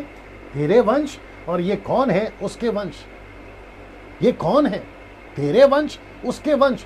इसका मतलब है तेरे वंश। बात किससे हो रही है? बात किससे हो? मैं तेरे और स्त्री के बीच में, शैतान से बात हो रही है। परमेश्वर शैतान यानी सांप को कह रहा है कि मैं तेरे वंश और उसके वंश यानी स्त्री के वंश। बड़े ध्यान से देखना, मेरे साथ बने रहिएगा, बीच में उठकर नहीं जाना, बीच में ये जो प्रोग्राम है इसको छोड़कर नहीं जाना। दोस्तों गजब की चीज आ रही, गजब की चीज आ रही। आपके लाइफ में कभी नहीं सुना होगा, ऐसी चीजें मैं लेकर आ। लिखा है तेरे वंश और उसके वंश के बीच में बैर को उत्पन्न करूंगा। ये तेरे वंश और उसके वंश, सांप से बात हो रही है। आइए उसको देखते हैं। तेरे वंश और उसके वंश के बीच का क्या अर्थ है? यहां दानों की बात हो रही है। मैं रिपीट करता हूं, यहां पे बात किसकी हो रही है? दानों की बात हो रही है। शैतान उसके बीच को बिगाड़ना चाहता था। किसके बीच को? स्त्री के बीच को। स्त्री का बीच कौन है? यीशु। स्त्री का बीच कौन है? यीशु। यीशु मसीह। परमेश्वर ने क्या कहा था कि मैं स्त्री के द्वारा एक बच्चे को पैदा कराऊंगा और वो मानव जाति का उद्धार करता होगा। इसका मतलब है कि लूसीफर को तब से पता था कि एक ऐसा बीज पैदा होगा, एक ऐसा पुत्र पैदा होगा जिसको यीशु, जो जगत का उद्धार करता होगा। इसलिए मूसा के टाइम पे 2-2 साल के बच्चे को मरवा दिया, इसलिए यीशु के टाइम पे 2-2 साल के बच्चे को मरवा दिया। और तब से लेके अब तक भी जो भी परमेश्वर का काम करते हैं, जो भी यीशु की सेविकाएं करते हैं, उन सभी के बीच को लूसीफर मारना चाहता है। इसके ऊपर फिर कभी बात करेंगे। अब इसको देखिए। इसलिए उसने गिराए हुए स्वर्गदूतों से शादी कराई और बच्चे पैदा कराए। Can you believe this? उसने क्या किया कि स्वर्गदूतों के द्वारा जो गिराए। अब आप कनेक्शन देख रहे हैं सर जी, आप कनेक्शन देख रहे हैं। आप कहां से कहां कनेक्शन है? मतलब उसके पीछे मकसद देखिए क्या। इसलिए मैंने क्या लिखा कि अदन के बगीचे में लूसीफर का जाना यूं ही नहीं था, एक बड़े मकसद के साथ गया था वो। और उसने क्या कहा कि मैं गिराए हुए स्वर्गदूतों के द्वारा, या जाने दो, गिराए हुए स्वर्गदूतों के द्वारा मैं क्या करूंगा? बच्चों को पैदा कराऊंगा। इसका मतलब है मैं किसको नाश करूंगा? तेरे वंश और उसके वंश के बीच में बैर उत्पन्न करूंगा। देख रहे कि नहीं देख रहे? अब आप कनेक्शन देखिए ना, इसको देखिए दोस्तों जी, आप इसको देखिए ना। ये चित्र आपको मदद करेगा थोड़ा सा समझने के लिए कि यहां पे क्या हो रहा है, यहां पे क्या हो रहा है, यहां पे बच्चे क्यों पैदा हो रहे हैं। ये सब मास्टर प्लान है लूसीफर का। इसलिए पौलुस कहता है कि हम शैतान के युक्तियों से अनजान नहीं है ना। इसको देखिए, तो शैतान ने क्या वादा किया था? दूसरे शब्दों में ब्रैकेट में डाला झूठ। तो लूसीफर ने क्या झूठ बोला था या क्या वादा किया था? तुम परमेश्वर बन जाओगे, ये उसने बोला था। किसको बोला था? हव्वा को और आदम को बोला था। और वो कहता है कि मैं बना कर रहूंगा। कैसे बनाऊंगा? देखो, उत्पत्ति 6:4 के अनुसार उसने बना। क्या लिखा है जरा देखिएगा। उन दिनों में पृथ्वी पर दानव रहते थे, उन दिनों में पृथ्वी पर दानव रहते थे। उसके पश्चात जब परमेश्वर के पुत्र मनुष्य के पुत्र के पास आए, परमेश्वर के पुत्र मतलब फॉर्नल एंजल्स नीचे गिराए हुए, मनुष्य की पुत्री मतलब केन नहीं, आदम की संतान नीचे गिराए, तब उनके द्वारा जो संतान उत्पन्न हुए, यानी कि दानव, जाइंट, स्ट्रॉन्ग जो पैदा हुए, वे पुत्र, शब्द को ध्यान दीजिए, लिखा है वे पुत्र शूरवीर होते थे। साथ ही साथ में लिखा कि जिनकी कृति प्राचीन काल से प्रचलित है, प्राचीन काल से प्रचलित है, जिसको एनोक की पुस्तक में लिखा गया, जिसको पौलुस कहता है। कथा कहानियों पे हमें नहीं जाना, लेकिन हम इसके साथ में स्टिक रहेंगे। लिखता है कि वे बच्चे जो पैदा होते थे वो शूरवीर होते थे, जिनकी कृति प्राचीन काल से। ये कैसे हो गया ना? इसको देखिए, ये चित्र देख लीजिए। अब इसको देखिए, अब इसको देखिए। ये ऐसे पैदा होते थे, अब आप पूछोगे डैनियल भाई ये सब कहाँ लिखा है, get ready with the scriptures. अब आप पूछोगे डैनियल भाई ये सब कहाँ लिखा है, मैं आपके बीच में आ रहा हूं। जिसको लूसीफर ने डमी गॉड्स बनाया, मैं वापस कहता हूं क्या बनाया, ये देखिए, ये देखिए, जिसको कहते हैं डमी गॉड्स, ये मैंने जानबूझ के लिखा है डमी गॉड्स। मतलब परमेश्वर के जैसा परमेश्वर व्यवस्था विवरण उसका 32वां अध्याय वचन 15 में लिखा है कि तुमने अभी अभी आए हुए ईश्वर, व्यवस्था विवरण 32 अध्याय वचन 15, व्यवस्था विवरण 32 अध्याय वचन 15। जी अभी यहां पे कितने लोग देख रहे हैं? 1100 जी जी मेरे साथ में बने रहे। व्यवस्था विवरण 32 का 15। जी परंतु यशुरूत मोटा होकर लात मारने व्यवस्था लगा। विवरण डिटरनॉमी चैप्टर 32 वर्स 15। हाँ पढ़ो। परंतु यशुरूत मोटा होकर लात मारने लगा। हाँ। तू मोटा और हष्ट पुष्ट हो गया और चर्बी से छा गया है। हाँ। तब उसने अपने सृजनहार ईश्वर को तर्स दिया जी। और अपने उधार मूल चट्टान को तुच्छ जाना। जी जी उन्होंने पराये देवताओं को मानकर, ऐसा लिखा है कि पराये देवताओं को मानकर, ये मूसा लिख रहा है मरने से पहले, इस्राएलियों को बोल रहा है पराये देवताओं को मानकर। आगे उसमें जलन उपजाई जी। और घृणित क्रम करने के उसको रीस दिलाई। हाँ। उन्होंने पिशाचों के लिए जो ईश्वर न थे, पिशाचों के लिए, मतलब ये पिशाचों मतलब ये है राक्षस, ये सब आपकी बाइबल में सर, मैं बढ़वा इसलिए रहा हूं ताकि आपको कनेक्ट करूं। आगे आगे बलि चढ़ाए जी। और उनके लिए वे अनजाने देवता थे। जी एक मिनट, ये कौन थे? उनके लिए अनजाने देवता, इसलिए मैंने क्या लिखा, डमी गॉड्स। ये सब लूसीफर का प्लान है। वो क्यों कर रहा है ऐसा? इसलिए क्योंकि उसने कहा था कि मैं तुम्हें परमेश्वर बनवाऊंगा, मैं तुम्हें परमेश्वर बनाऊंगा, मैं तुम्हें परमेश्वर बनाऊंगा। उसने कहा था ना कि तुम जिस दिन फल खाओगे तुम परमेश्वर बन जाओगे। ये सब कैसे हो सकता है अगर वो स्वर्गदूत नीचे नहीं आएंगे? ये कैसे हो सकता है अगर वो शादी नहीं करेंगे? ये कैसे हो सकता? अच्छा कुछ लोग कहते हैं कि डैनियल भाई उन्होंने गलत काम नहीं किया, वो स्वर्गदूतों ने गलत काम नहीं किया, शादी करके बच्चे किए।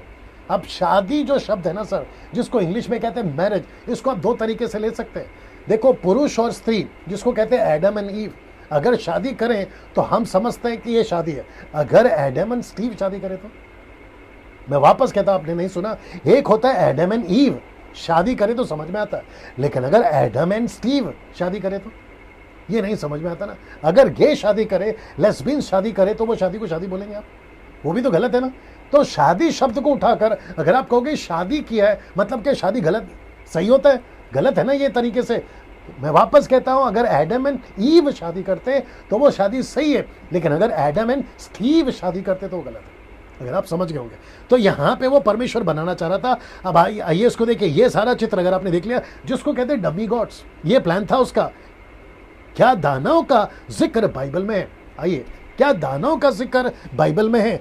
जवाब है यस ना। इसको पढ़ते जाइए, पहले इसको देख लीजिएगा। क्या आपको 12 जासूस याद है?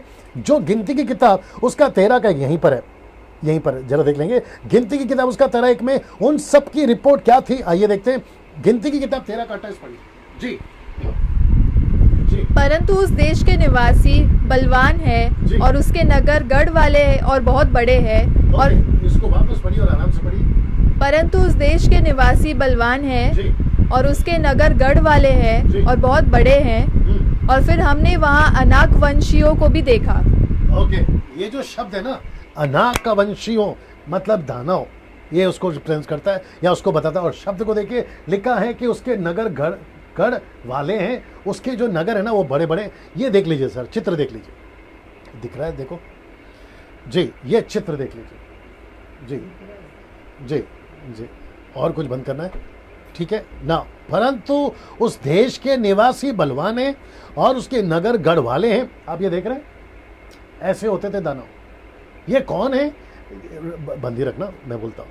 ये कौन है और कौन रिपोर्ट दे रहे हैं? ये 12 जासूस जो गए थे कनान में और वहां से रिपोर्ट लेकर आए थे। ये रिपोर्ट क्या कहती है कि वहां पर ऐसे दानव है। Can you believe this? ये सब कहां है आपके बाइबल में? क्या कभी अभी जो आजकल के जो युवा पीढ़ी है ना, अभी उनको फिर गुस्सा आएगा। वे कहां फंस के रह गए? गिटार में। वो कहां फंस के रह गए? कीबोर्ड में। वो कहां फंस के रह गए? ऑक्टोपैड में। वो कहां फंस के रह गए? गॉस्पेल सिंगर बनने में। वो कहां फंस के रह गए? इंटरनेशनल ट्रिप मारने में, पैसा कमाने में। बट अगर ये सारी स्टडी आप नहीं करोगे वचन नहीं सिखाओगे अगली पीढ़ी को, अगर आप मजबूत नहीं होंगे, क्योंकि आपका मकसद ही प्रभु में आना है, दूसरों को तैयार करना, making disciples, teaching what Jesus is commanded, ये सारी चीजें नहीं सिखाओगे तो फिर ये सारी चीजें उनको पता कैसे चलेगी? फिर यही तो फायदा उठाते ना ओनली जीसस वाले, माता यरूशलेम वाले, जवा विटनेस वाले, और वो दूसरा एक नया ग्रुप निकला, सर्वशक्तिमान परमेश्वर यानी कि सच्ची कलीसिया बिजली चमकती है दूसरे कोने में जाती है, एक नया ग्रुप निकला, और न जाने आजकल और कितने, और साथ ही साथ में इल्यूमिनेटीज यानी कि सैटेनिक चर्च वो तक निकले, तो वो सब फंसा देंगे ना सर।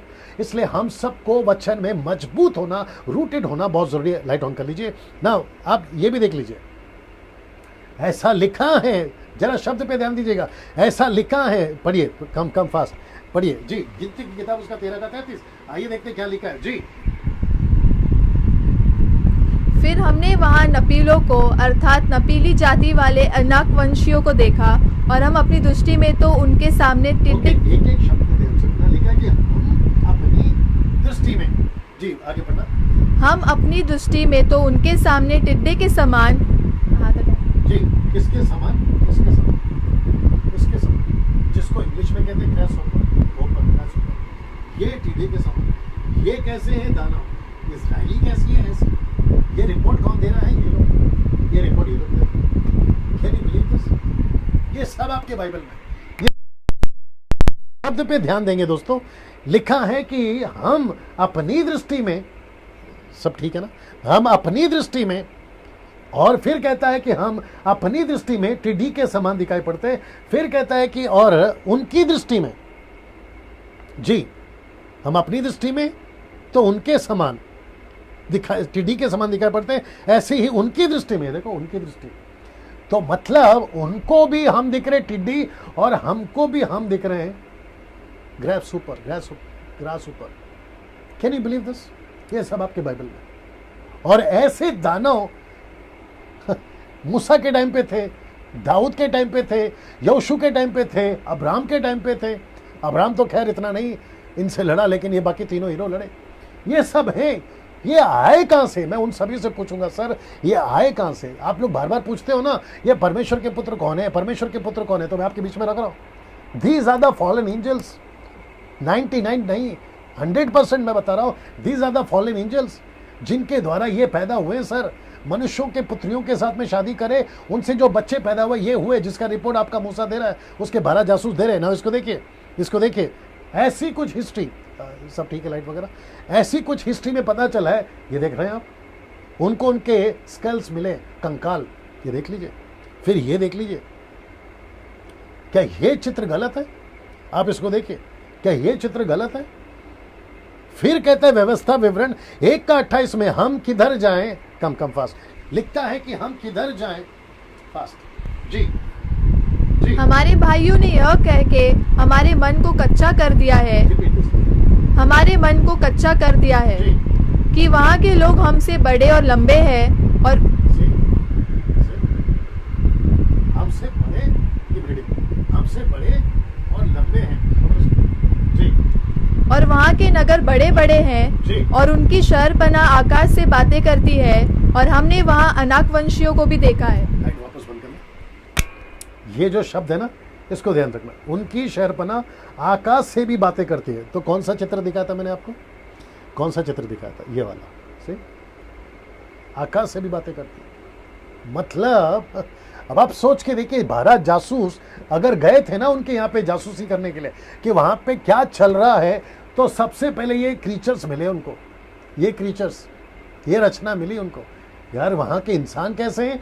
फिर साथ ही साथ में अभी भी वो वेबसाइट का नाम मुझे याद नहीं आ रहा, जब मैं स्टडी कर रहा था ना तो मुझे वो वेबसाइट मिला जहां पे अभी भी ये पत्थर मौजूद है, अभी भी वर्तमान में अभी भी, और उनके पत्थर इतने बड़े बड़े हैं, उनके घर इतने बड़े बड़े, हालांकि उनका पूरा है ना बिगड़ गया है, लेकिन लिखा है। ये देखिए शब्द पे वापस आई, लाइट लगा लो, वापस आई, कहाँ गया जी। वहां के नगर बड़े बड़े हैं, उनकी शहरपना आकाश से बातें करती हैं। कैन यू बिलीव दिस ना? इसको देखिए, व्यवस्था विवरण 2 का 20 क्या लिखता है? वह देश में भी रपाइयों का गिना जाता था, क्योंकि अगले दिनों में रपाई, जिन्हें अमोनी जमजुमी, ये देखिए जमजुमी या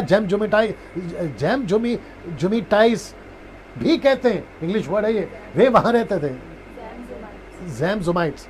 ये भी वहां पर है। अब आप सोच के देखिए, ये सारे बाइबल के अंदर आपके अंदर पाए जाते हैं ना। इसको देखिए, व्यवस्था विवरण उसका 2:21 लिखा है कि वे भी अनाकियों के समान, शब्द को ध्यान दीजिए, लिखा है कि बलवान हैं, लंबे लंबे हैं और गिनती में बहुत है।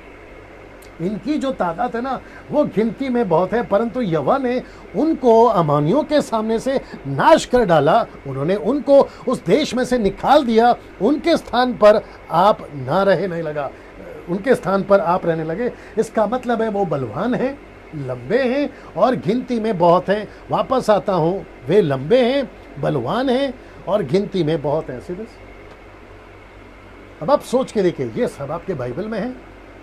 आप कुछ प्रचारक अब वापस कहोगे कि मैं एलिगेशन लगा रहा हूं, जजमेंटल हो गया हूं, दोष लगा रहा हूं।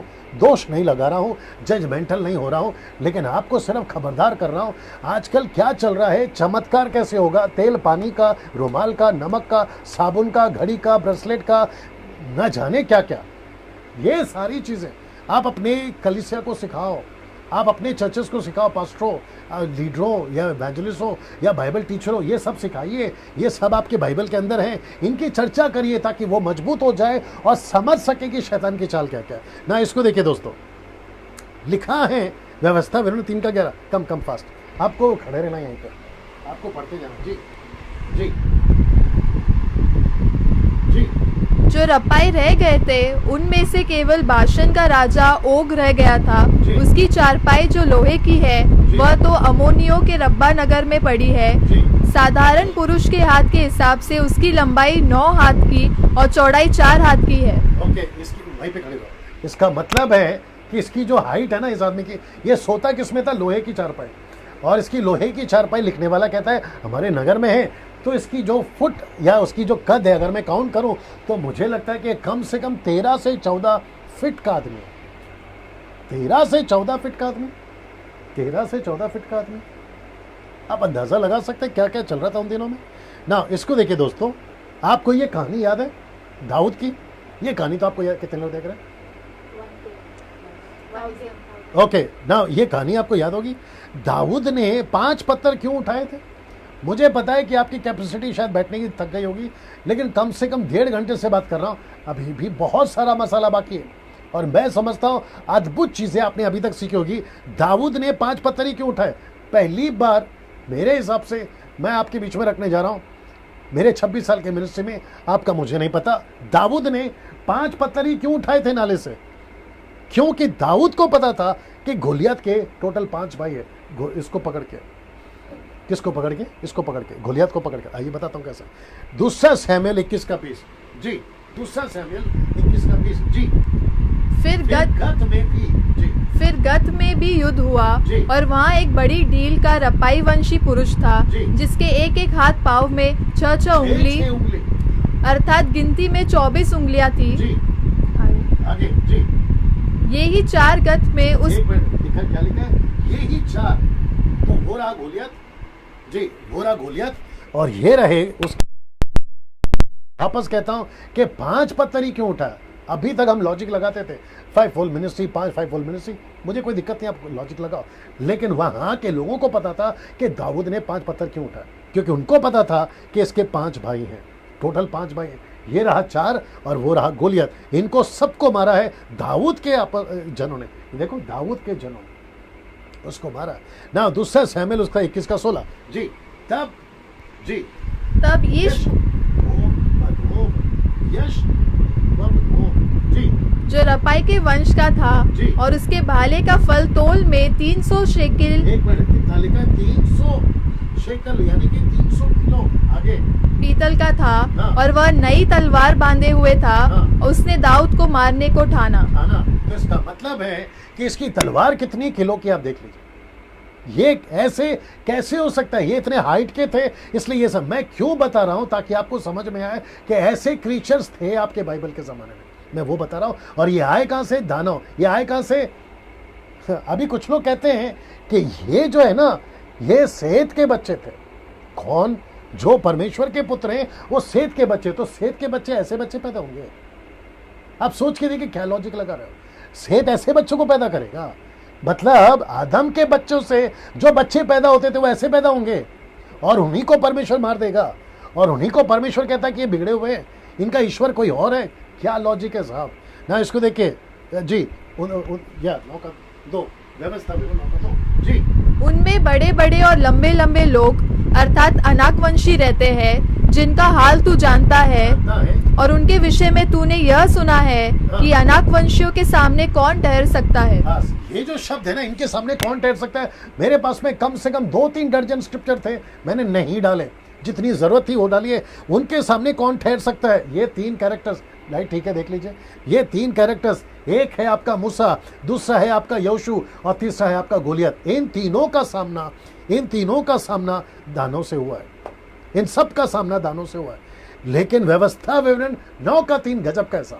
आइए दिखाते क्या लिखा है। लिखा है कि इसलिए आज तू ये जान ले।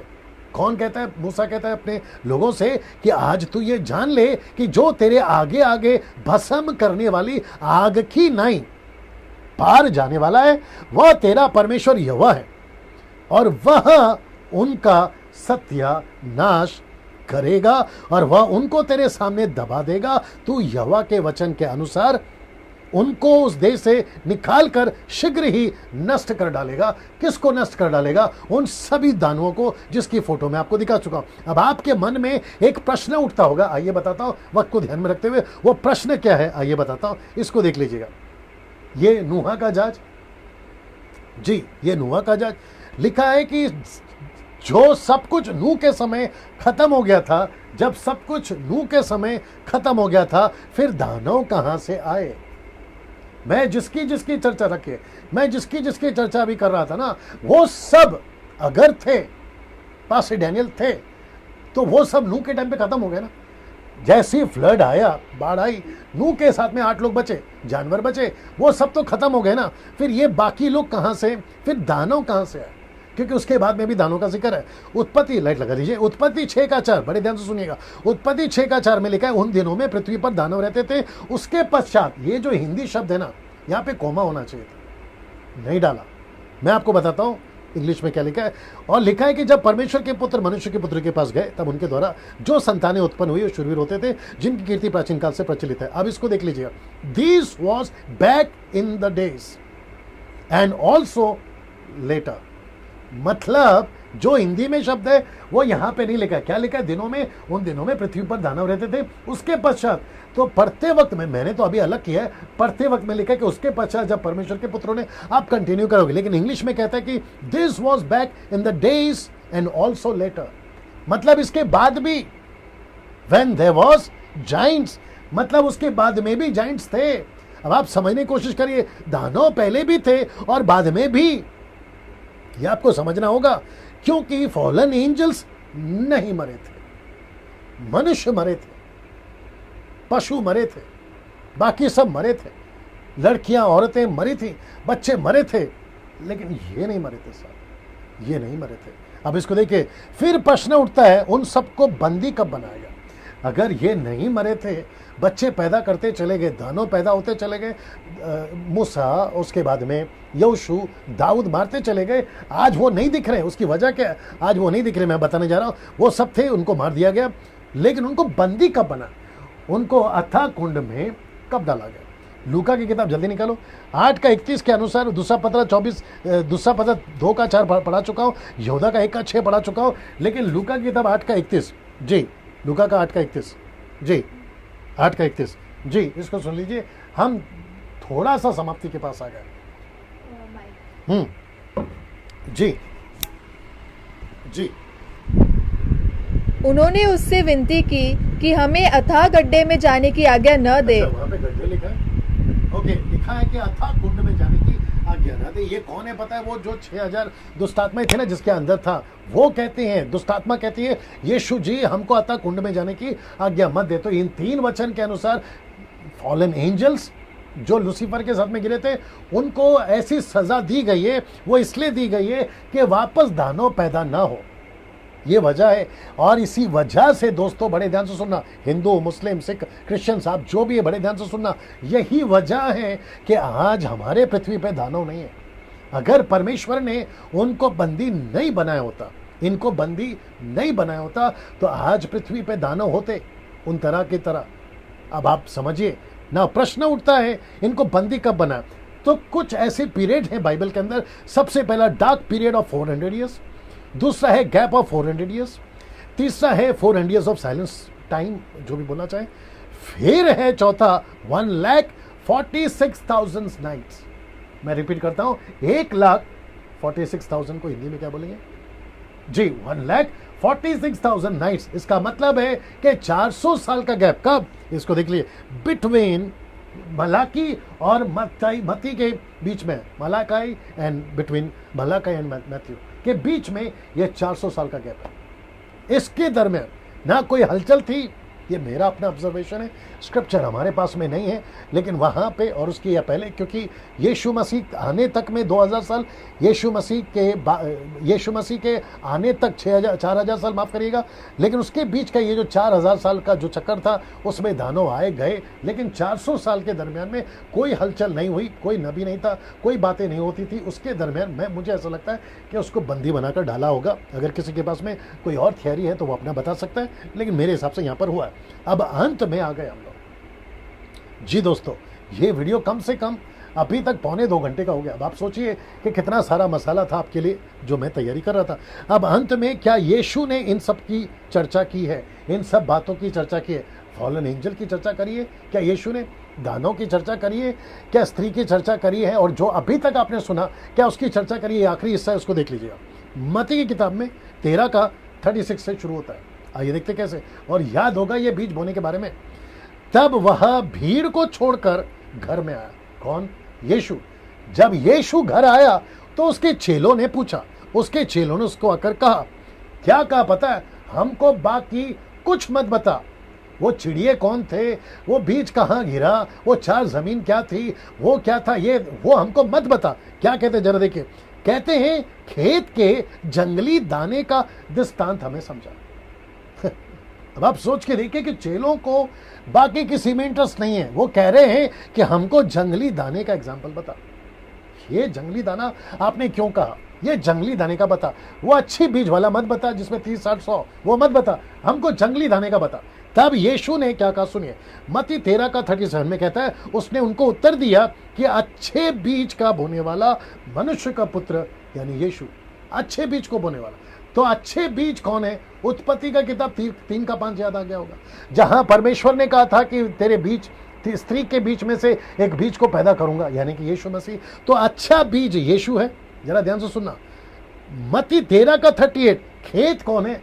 अब जरा देखिए, खेत है ये है खेत, जिसको कहते हैं संसार, जिसको परमेश्वर कहता है मैंने संसार रची, मैंने दुनिया रची, मैंने आदम को बनाया, मैंने हव्वा को बनाया, और मैं चाहता था कि ये पूरी दुनिया, जिसको परमेश्वर कहता है खेत, मैं अपने तरीके से चलाऊं। लेकिन इसी खेत में ये जो खेत है ना आदम, इसी खेत में जरा ये चित्र देख लीजिए, लाइट देख लीजिए, इसी खेत में अच्छा बीज राज्य की संतान, जंगली बीज दुष्ट की संतान। ये देखो, ये आदम हव्वा है, ये है लूसीफर, यहां है परमेश्वर, ये है अच्छा बीज। तो यहां पे निकला बुरा बीज, इसलिए मैंने लिखा है अच्छा बीज राज्य की संतान, परमेश्वर ने जो संतानों को आगे लाया, यानी उसमें यीशु आया। जंगली बीज दुष्ट की संतान। दुष्ट की संतान कौन है? अभी बता रहा था ना, दानव। अब आप कनेक्शन देखिए। फिर उसके बाद में मत्ती 13 का 39, जिस बैरी ने उनको बोया वो है शैतान। ये देखो, यहां पे बोया ना, ये है बैरी शैतान।